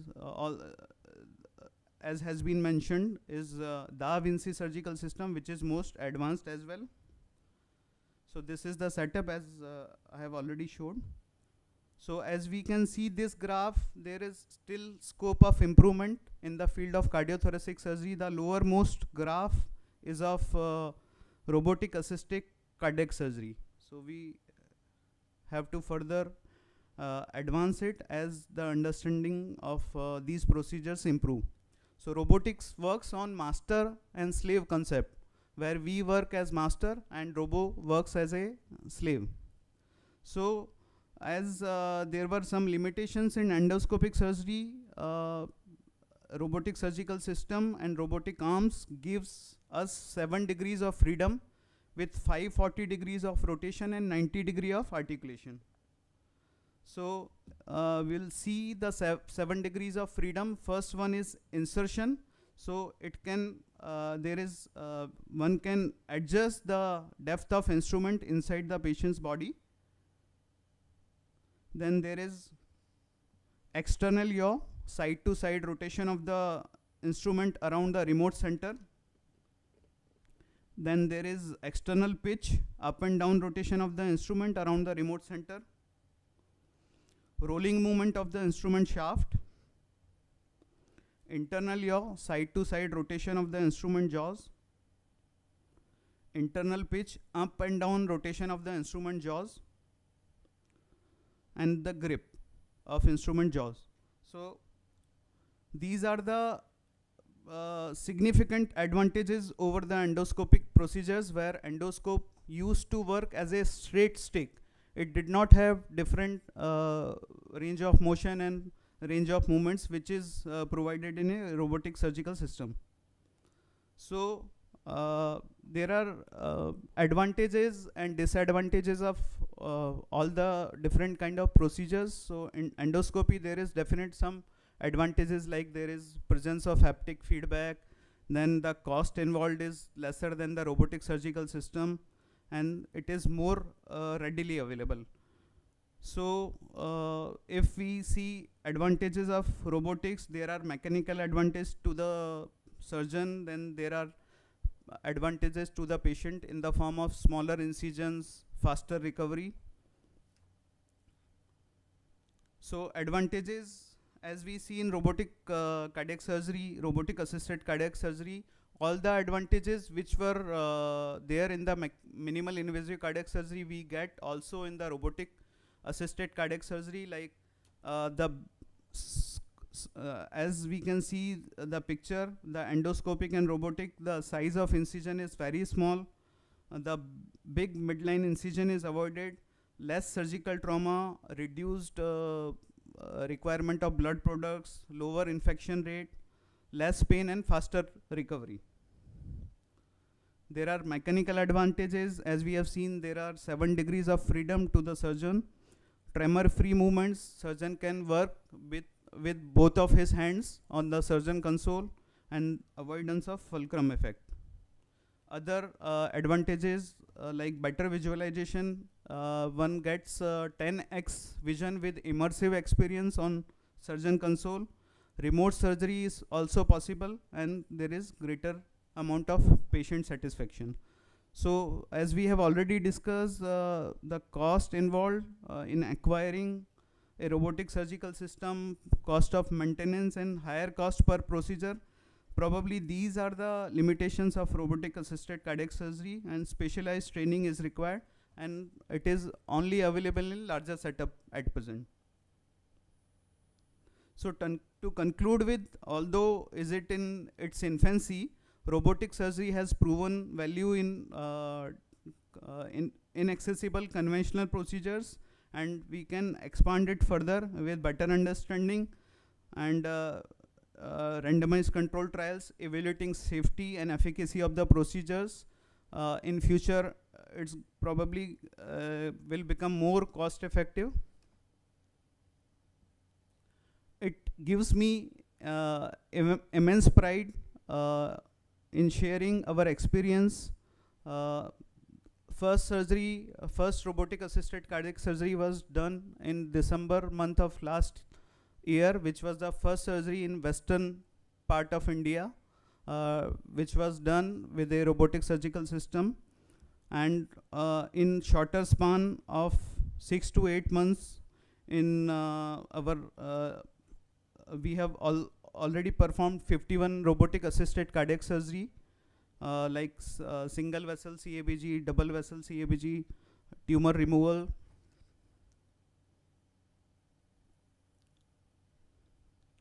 So now I'll show a video of robotic lima harvesting.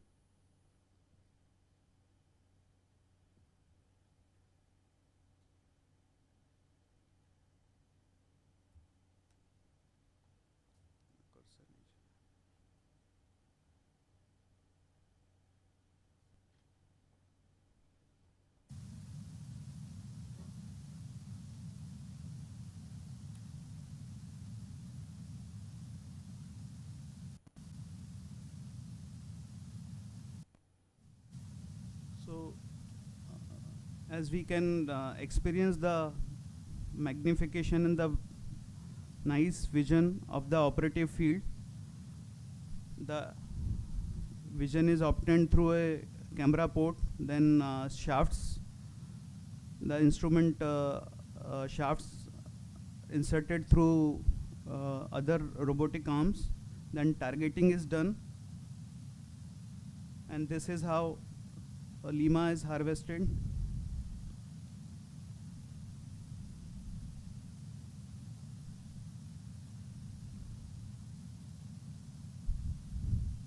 Harvesting a 2 millimeter size of an artery without any injury and with good amount of blood flow requires an advanced skill set which has been mastered by our respected director, sir.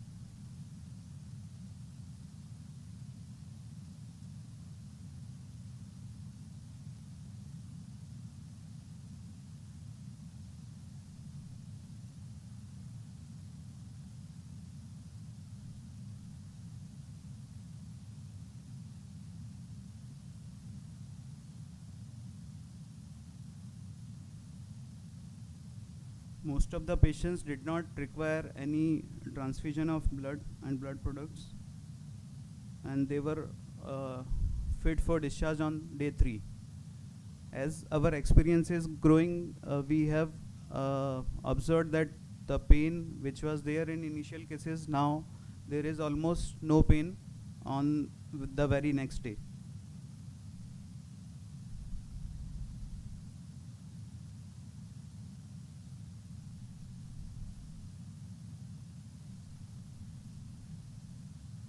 Now Rima is being harvested.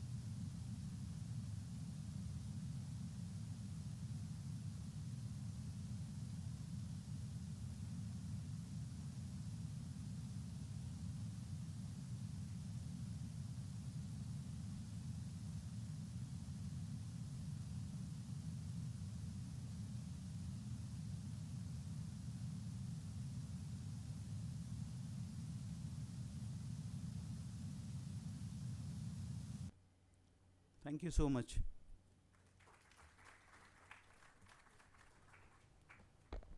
Thank you, Dr. Anil sir, for a wonderful talk. We are very proud to be working with such an institute. Nowadays, we see people, so many people around us that are very much conscious about their health, especially female, not just health, for their look and their figure. So to achieve that, they adapt different type of diets. Sometimes we just listen to Dr. Google and we end up achieving nothing. So what is actually true regarding diet, that we will listen from our expert, Mrs. Pinal Dholaria, Assistant Dietitian at UNMICRC.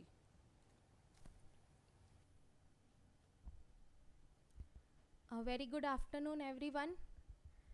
On the occasion of World Heart Day, I am here to present some dietary approach to prevent our heart health. મારે જે વાત કરવી છે એના વિશે અહીં આવેલ લગભગ દરેક સ્પીકરે થોડી વાત તો કરેલી છે. એસ્ટીમ્ડ ડિગ્નિટરીઝમાંથી ઘણા બધા એક્સપર્ટ્સે એના માટેના જરૂરી ફેક્ટ્સ અને જરૂરી કહેવાય ને કે સપોર્ટિવ સમર્થન રિસર્ચ પણ બતાવેલા છે. તો ફરીથી એક વખત હું અહીંયા જસ્ટ બ્રશઅપ કરવા માંગુ છું. Dietary approach to prevent heart disease, હૃદયરોગ ના થાય એના માટે થોડા ખોરાકીય અભિગમો અપનાવવા જોઈએ. તે કયા છે તેના વિશે વાત કરીએ. આપણે જોઈ શકીએ છીએ કે હૃદયરોગથી બચવા માટે ઘણા બધા પગલાઓ લેવા જરૂરી છે. તેમાંથી મુખ્ય છે પોતાનું વજન એટલે કે BMIને નોર્મલ રેન્જમાં નિયંત્રિત રાખવું, તંબાકુ, ગુટકા, પાન મસાલાથી દૂર રહેવું, રેગ્યુલર હેલ્થ ચેકઅપ કરાવતા રહેવું અને નિયમિત રૂપે વ્યાયામ કે કસરત કરતા રહેવું. અને મહત્વનું છે કે હેલ્ધી ઈટિંગ પેટર્ન અપનાવવી. જયલ સાહેબે વાત કરી એ રીતે કે જંક ફૂડ અને એનાથી થતું નુકસાન કેટલું છે એમણે આંકડાઓમાં સરસ રીતે રજૂ કર્યું છે. જ્યારે પણ પ્રોસેસ ફૂડ વધારે પડતું ચરબીવાળું કે કહેવાય ને કે આપણા ચેરમેનશ્રીએ કીધું કે સોડિયમ અને સોલ્ટ વધારે જેમાં એડ થયેલું છે તેવો ખોરાક લઈએ તો શું થાય?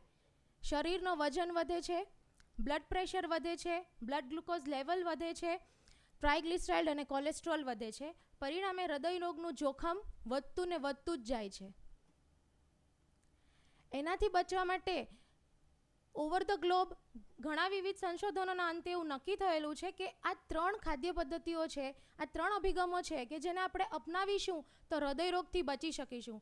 પહેલી વાત કરીએ જે ચેરમેન સાહેબે કીધું તે રીતે મેડિટેરિયન ડાયટ, જે સ્પેન અને પોર્ટુગીઝ લોકો છે એમની જિયોગ્રાફિકલ કન્ડિશનના લીધે એ બહુ સારી રીતે સી ફૂડ લઈ શકે છે, ફ્રેશ સી ફૂડ, ફ્રોઝન નહીં. તો મેડિટેરિયન ડાયટ જે છે એ અસંતૃપ્ત ચરબી, મ્યુફા અને પ્યુફા ધરાવતા ઓલિવ ઓઇલ, અવોકાડો અને નટ્સ અને તેલીબિયાનો, આખા ભાગા અનાજનો અને કઠોળનો લેવાનો આગ્રહ રાખે છે અને તેની સાથે સાથે સી ફૂડ લેવાનું સૂચન કરે છે. બીજું છે plant base diet. Plant base diet એટલે એવો ખોરાક કે જે ફક્ત અને ફક્ત વનસ્પતિ તરફથી મળતો હોય અને એ એનિમલ ફૂડ પ્રોડક્ટ માટે એટલો વિરોધ દર્શાવે છે કે એનિમલ્સ એટલે કે પ્રાણીજન્ય દૂધ જે આપણને મળે છે અને એમાંથી મળતી વસ્તુઓને પણ ન લેવી જોઈએ તેવું સૂચન કરે છે. જ્યારે કે ત્રીજું છે dash diet, dietary approach to stop hypertension. જે લોકોને હાઇપરટેન્શન છે, બ્લડ પ્રેશર વધારે છે, એવા લોકોએ આ ખોરાકીય અભિગમથી પોતાનું બ્લડ પ્રેશર કંટ્રોલમાં રાખી શકે છે.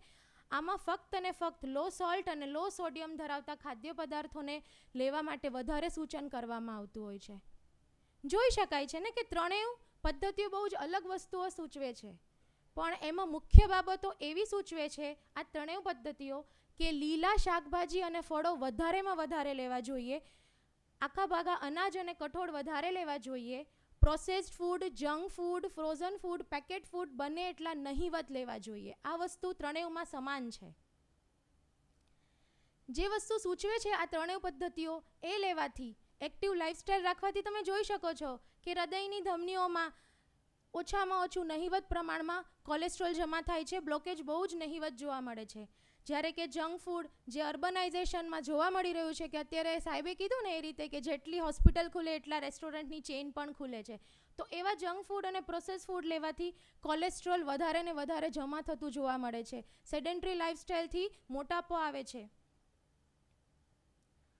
આપણે જે રીતે વાત કરી કે અભિગમો આ રીતના અપનાવવા જોઈએ, 3માંથી કોઈ પણ ખાદ્ય પદ્ધતિ આપણે પસંદ કરીએ પણ એમાં રહેલા જો ફૂડ ગ્રુપ્સ છે એનું બેલેન્સ રીતે આપણી થાળીમાં આપણે સરસ રીતે ગોઠવીને ના લઈએ તો એનો જે ફાયદો છે એ મહત્તમ મળી શકતો નથી.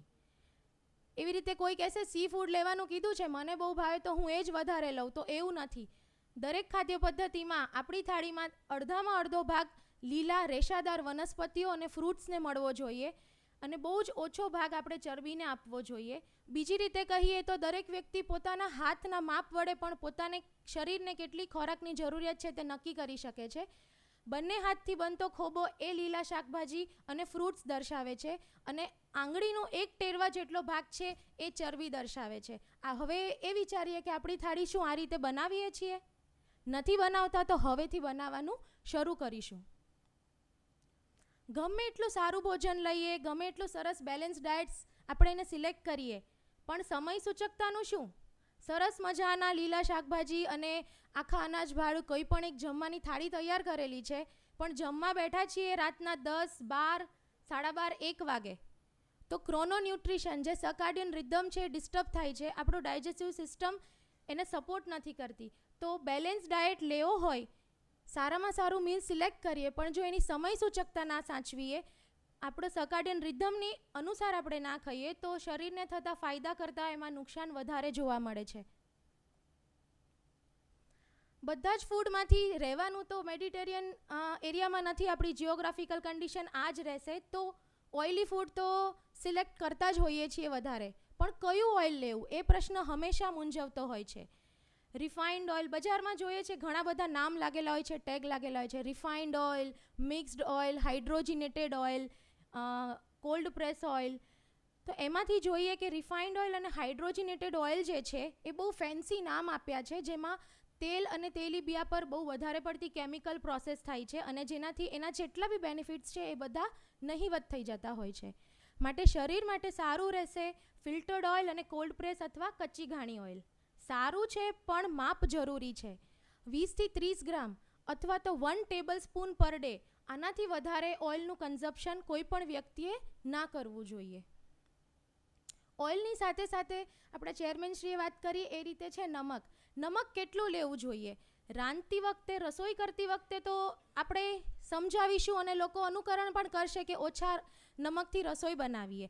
જેમનું બ્લડ પ્રેશર નોર્મલ રહે છે એ લોકો 5.9 ગ્રામ અથવા તો 1 ટીસ્પૂન જેટલું નમક લઈ શકે છે. જે લોકોનું બ્લડ પ્રેશર વધારે રહે છે, જેમને ડેશ ડાયટ ફોલો કરવાની જરૂર છે, એ લોકોએ 0.5 ટીસ્પૂન એટલે કે 3 ગ્રામ નમક લેવું જોઈએ. રાંધતી વખતનો કંટ્રોલ થઈ શકે છે, પણ હિડન સોડિયમ અથવા સોલ્ટનો જે ઇન્ટેક છે એનાથી બચવા માટે બેકરી પ્રોડક્ટ્સ, ચીઝ, સોસ, બહારના સલાડ ડ્રેસિંગ છે, અથાણા છે, પાપડ છે, બહુ જ બધા ready to cook food packets છે, જેમાં રેડી ટુ કુક સૂપ છે, નૂડલ્સ છે, હવે તો પૌવા અને ઉપમા પણ મળતી હોય છે. આ બધામાં વધારે પડતું સોડિયમ હોય છે. એઝ અ પ્રિઝર્વેટિવ તરીકે પણ સોડિયમનો યુઝ થતો હોય છે, તો એ ના લેવા જોઈએ. તેલ અને નમકની સાથે સાથે એક આડકતરો સંબંધ ધરાવે છે ખાંડ, જે ઓબેસિટી લાવે છે. તો ખાંડનો ઉપયોગ પણ ઓછામાં ઓછો થતો હોવો જોઈએ. રાંધતી વખતે કે આપણે સીધી રીતે લઈએ તેવી sugar 10 to 20 gram or max to max 30 gram per day હોવી જોઈએ. 30 ગ્રામથી વધારે ખાંડ તો ગમે એટલું પતલું કે કોઈ પણ વ્યક્તિને લેવાનું અલાઉડ જ નથી. એની સાથે જો રસોઈમાં તો ખાંડ નહીં નાખીએ, પણ ફરીથી પ્રશ્ન આવે છે રેડી ટુ કુક અને રેડી ટુ ઇટ પેકેટ્સનો. કેચઅપ છે, કૂકીઝ છે, સલાડ ડ્રેસિંગ ફરીથી છે, આઈસ્ક્રીમ, યોગર્ટ, સોફ્ટ ડ્રિંક્સ, અને હવે તો બ્રેકફાસ્ટ સિરિયલ્સનો ટ્રેન્ડ આવ્યો છે વેસ્ટર્ન કન્ટ્રીની જેમ. મ્યુસલી ને ઓટ્સ ને મલ્ટીગ્રેન ઓટ્સ ને એવું બધું સ્ટાર્ટ થયું છે. તો આ બધામાં સ્પ્રે ડ્રાઈડ શુગર હોય જ છે, એટલે આ બધી વસ્તુઓમાં ખાંડનો ઘણો ઊંચો પ્રમાણ હોય છે, માટે તેને ટાળવા જોઈએ. જે અહીંયા જોઈ શકીએ છીએ કે કેટલા બધા કોલ્ડ ડ્રિંક્સ આપેલા છે વિવિધ પ્રકારના, અને એમાં જે બતાવેલું છે તે તેનું ખાંડનું પ્રમાણ છે. આટલી બધી શુગર જાય છે. જ્યારે પિઝા ખાવા બેસે ત્યારે લોકો 100% કોલ્ડ ડ્રિંક ઓર્ડર કરતા હોય છે. તો નેક્સ્ટ ટાઈમ આવું કરતું પહેલાં ચેકતું રહેવું જોઈએ. અહીં જે વાત કરી છે બધા એક્સપર્ટ્સ અને હું, અમે બધા જે રસ્તો બતાવી રહ્યા છીએ તે હેલ્ધી હાર્ટ તરફ જવાનો રસ્તો છે. જે કીધા છે એ પગથિયા પર ઊભા રહો, જ્યાં ગ્રીન લાઇટ કીધી છે ત્યાં ફોલો કરો, અને જે હાર્ટ માટે અનહેલ્ધી છે તેવા ફૂડથી બચતા રહો અને સ્વસ્થ હૃદયને પામો. Thank you. થેન્ક યુ પિનલબેન. લંચ ટાઈમે આવા સરસ ફોટા બતાવ્યા તમે. ફૂડની બાબતે હંમેશા સ્મશાન વૈરાગ્ય હોય, સાંભળીને બહાર જઈને બધા આપણે કટલેસ ખાઈશું ઇવેન્ટ પછી. ફૂડની જોડે ઇમ્પોર્ટન્ટ છે એક્સરસાઇઝ, અને એક્સરસાઇઝ કેવી રીતે કરવી જોઈએ, અને એરોબિક એક્સરસાઇઝ માટે આપણને ગાઈડ કરવા I would request doctor Ayesha, associate professor in physiotherapy, to give her a lecture.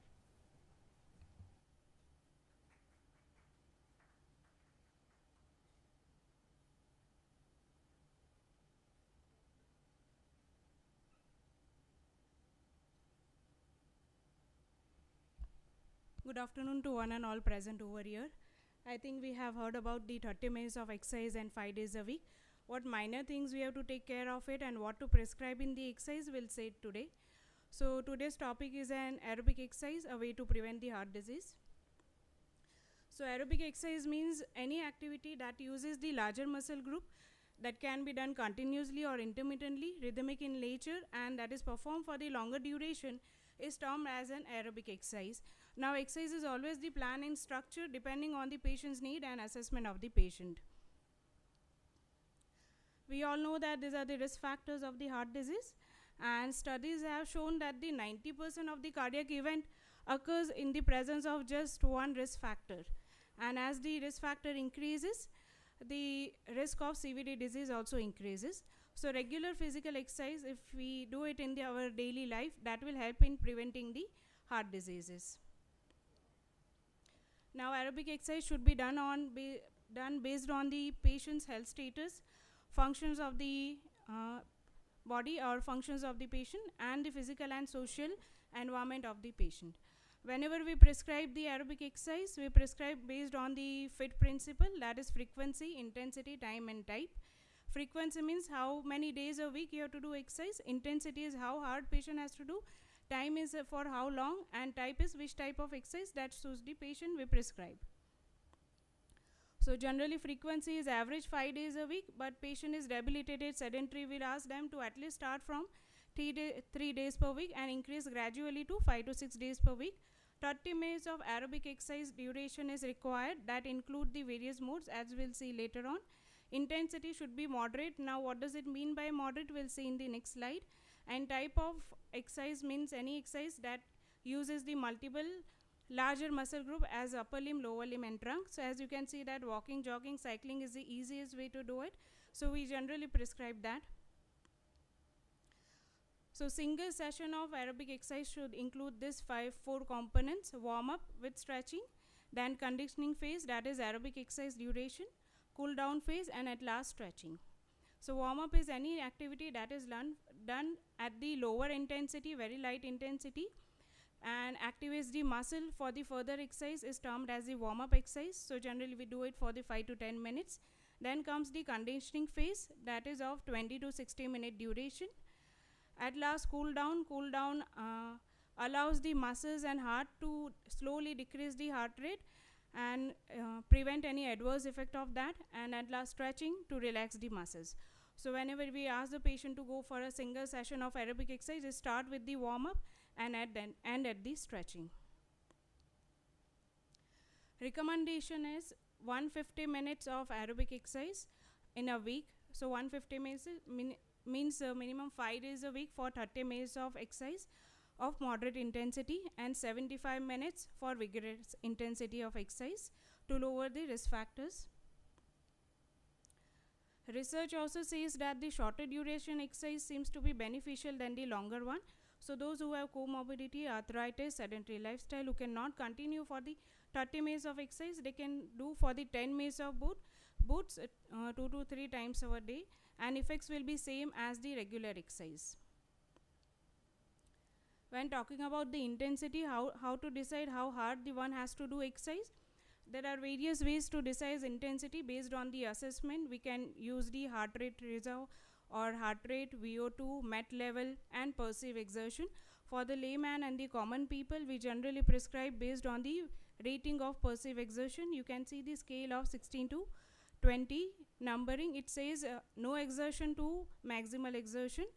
The light intensity exercise is prescribed somewhat around 10 to 13, and the vigorous intensity is prescribed around 15 to 17. So whenever we ask the patient to go for light intensity exercise, they should feel the light or very less stress during the exercise. This scale is available now in the Hindi, so we can prescribe based on that. And it is important to keep the log of the activity. If the patient is having one or more of the risk factors, the duration and intensity frequency differs depending on the risk factors. Generally for the obesity, it is moderate to vigorous intensity. For hypertension, the RPE should be between 12 to 13. For dyslipidemia, it is based on the HRR, that is heart rate reserve, and for the diabetes mellitus, it is again based on the rate of perceived exertion. So the frequency ranges between 3 days to 7 days per week, depending upon the comorbidity present. At last, there are various benefits of the aerobic exercise, as you can see here. On the right hand side, the scientifically stated benefits of the regular physical activity. So it improves the health, blood sugar, it has anti-aging effects, prevent the cardiovascular risk factors, boost the mood, aerobic performance, and the weight loss. Generally, we know that we have started with the phase 2 cardiac rehabilitation. In that, we got the many benefits from the patient side, and exercise capacity and fitness is also improved. Now, as the patients are also coming from the preventive department, we also prescribe the exercise for them. So we have already taken the pledge. We promise to ourselves that we fulfill the pledge. Thank you very much. Thank you, Dr. Aisha, for quick and to-the-point details on how to stay physically active.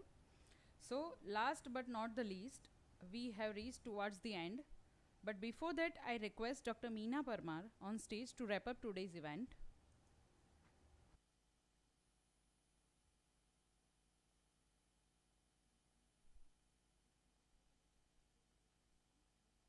Institute. First of all, I would like to thank all the dignitaries for their esteemed presence. I would like to thank all the speakers and also appreciate their efforts for making this event so informative for all of us. My sincerely thanks to all department, medical, paramedical, nursing staff, all diagnostic department, physiotherapy department, diet department, photography department, IT department, purchase department, ancillary department, security staff, housekeeping, utility staff, skill lab staff, and control room staff for the support. I would like to thank all the participants who have participated in the entire week of celebration of the Hridayotsav. And I would like to extend my thanks to audience to make this event great success. And how can I forget our anchors, Dr. Shardul and Dr. Nirali, for wonderful anchoring and make this event joyful. I would like to thank all the medical clinical coordinators, Kirtan Patel, Naitik Patel, Dr. Shardul and Dr. Jasmine, and our most enthusiastic management team for their hard work and initiation and dedication, and all those who are directly and indirectly involved in this event to make it successful. I would like to thank our director sir, Dr. Chirag Doshi sir, who have always been supportive for our initiative and encourage us to strive our excellence. Thank you sir. Thank you everyone. Happy World Art Day, all of you. Thank you. Now I request everyone to please stand on their respective places for the national anthem. जनगण मन अधिनायक जय हे भारत भाग्य विधाता पंजाब सिंध गुजरात मराठा द्राविड़ उत्कल बंगा विंध्य हिमाचल यमुना गंगा उज्जल जलधि तरंगा तव शुभ नामे जागे तव शुभ आशीष मांगे गाहे तव जय गाथा जन गण मंगलदायक जय हे भारत भाग्य विधाता जय हे जय हे जय हे जय जय जय जय हे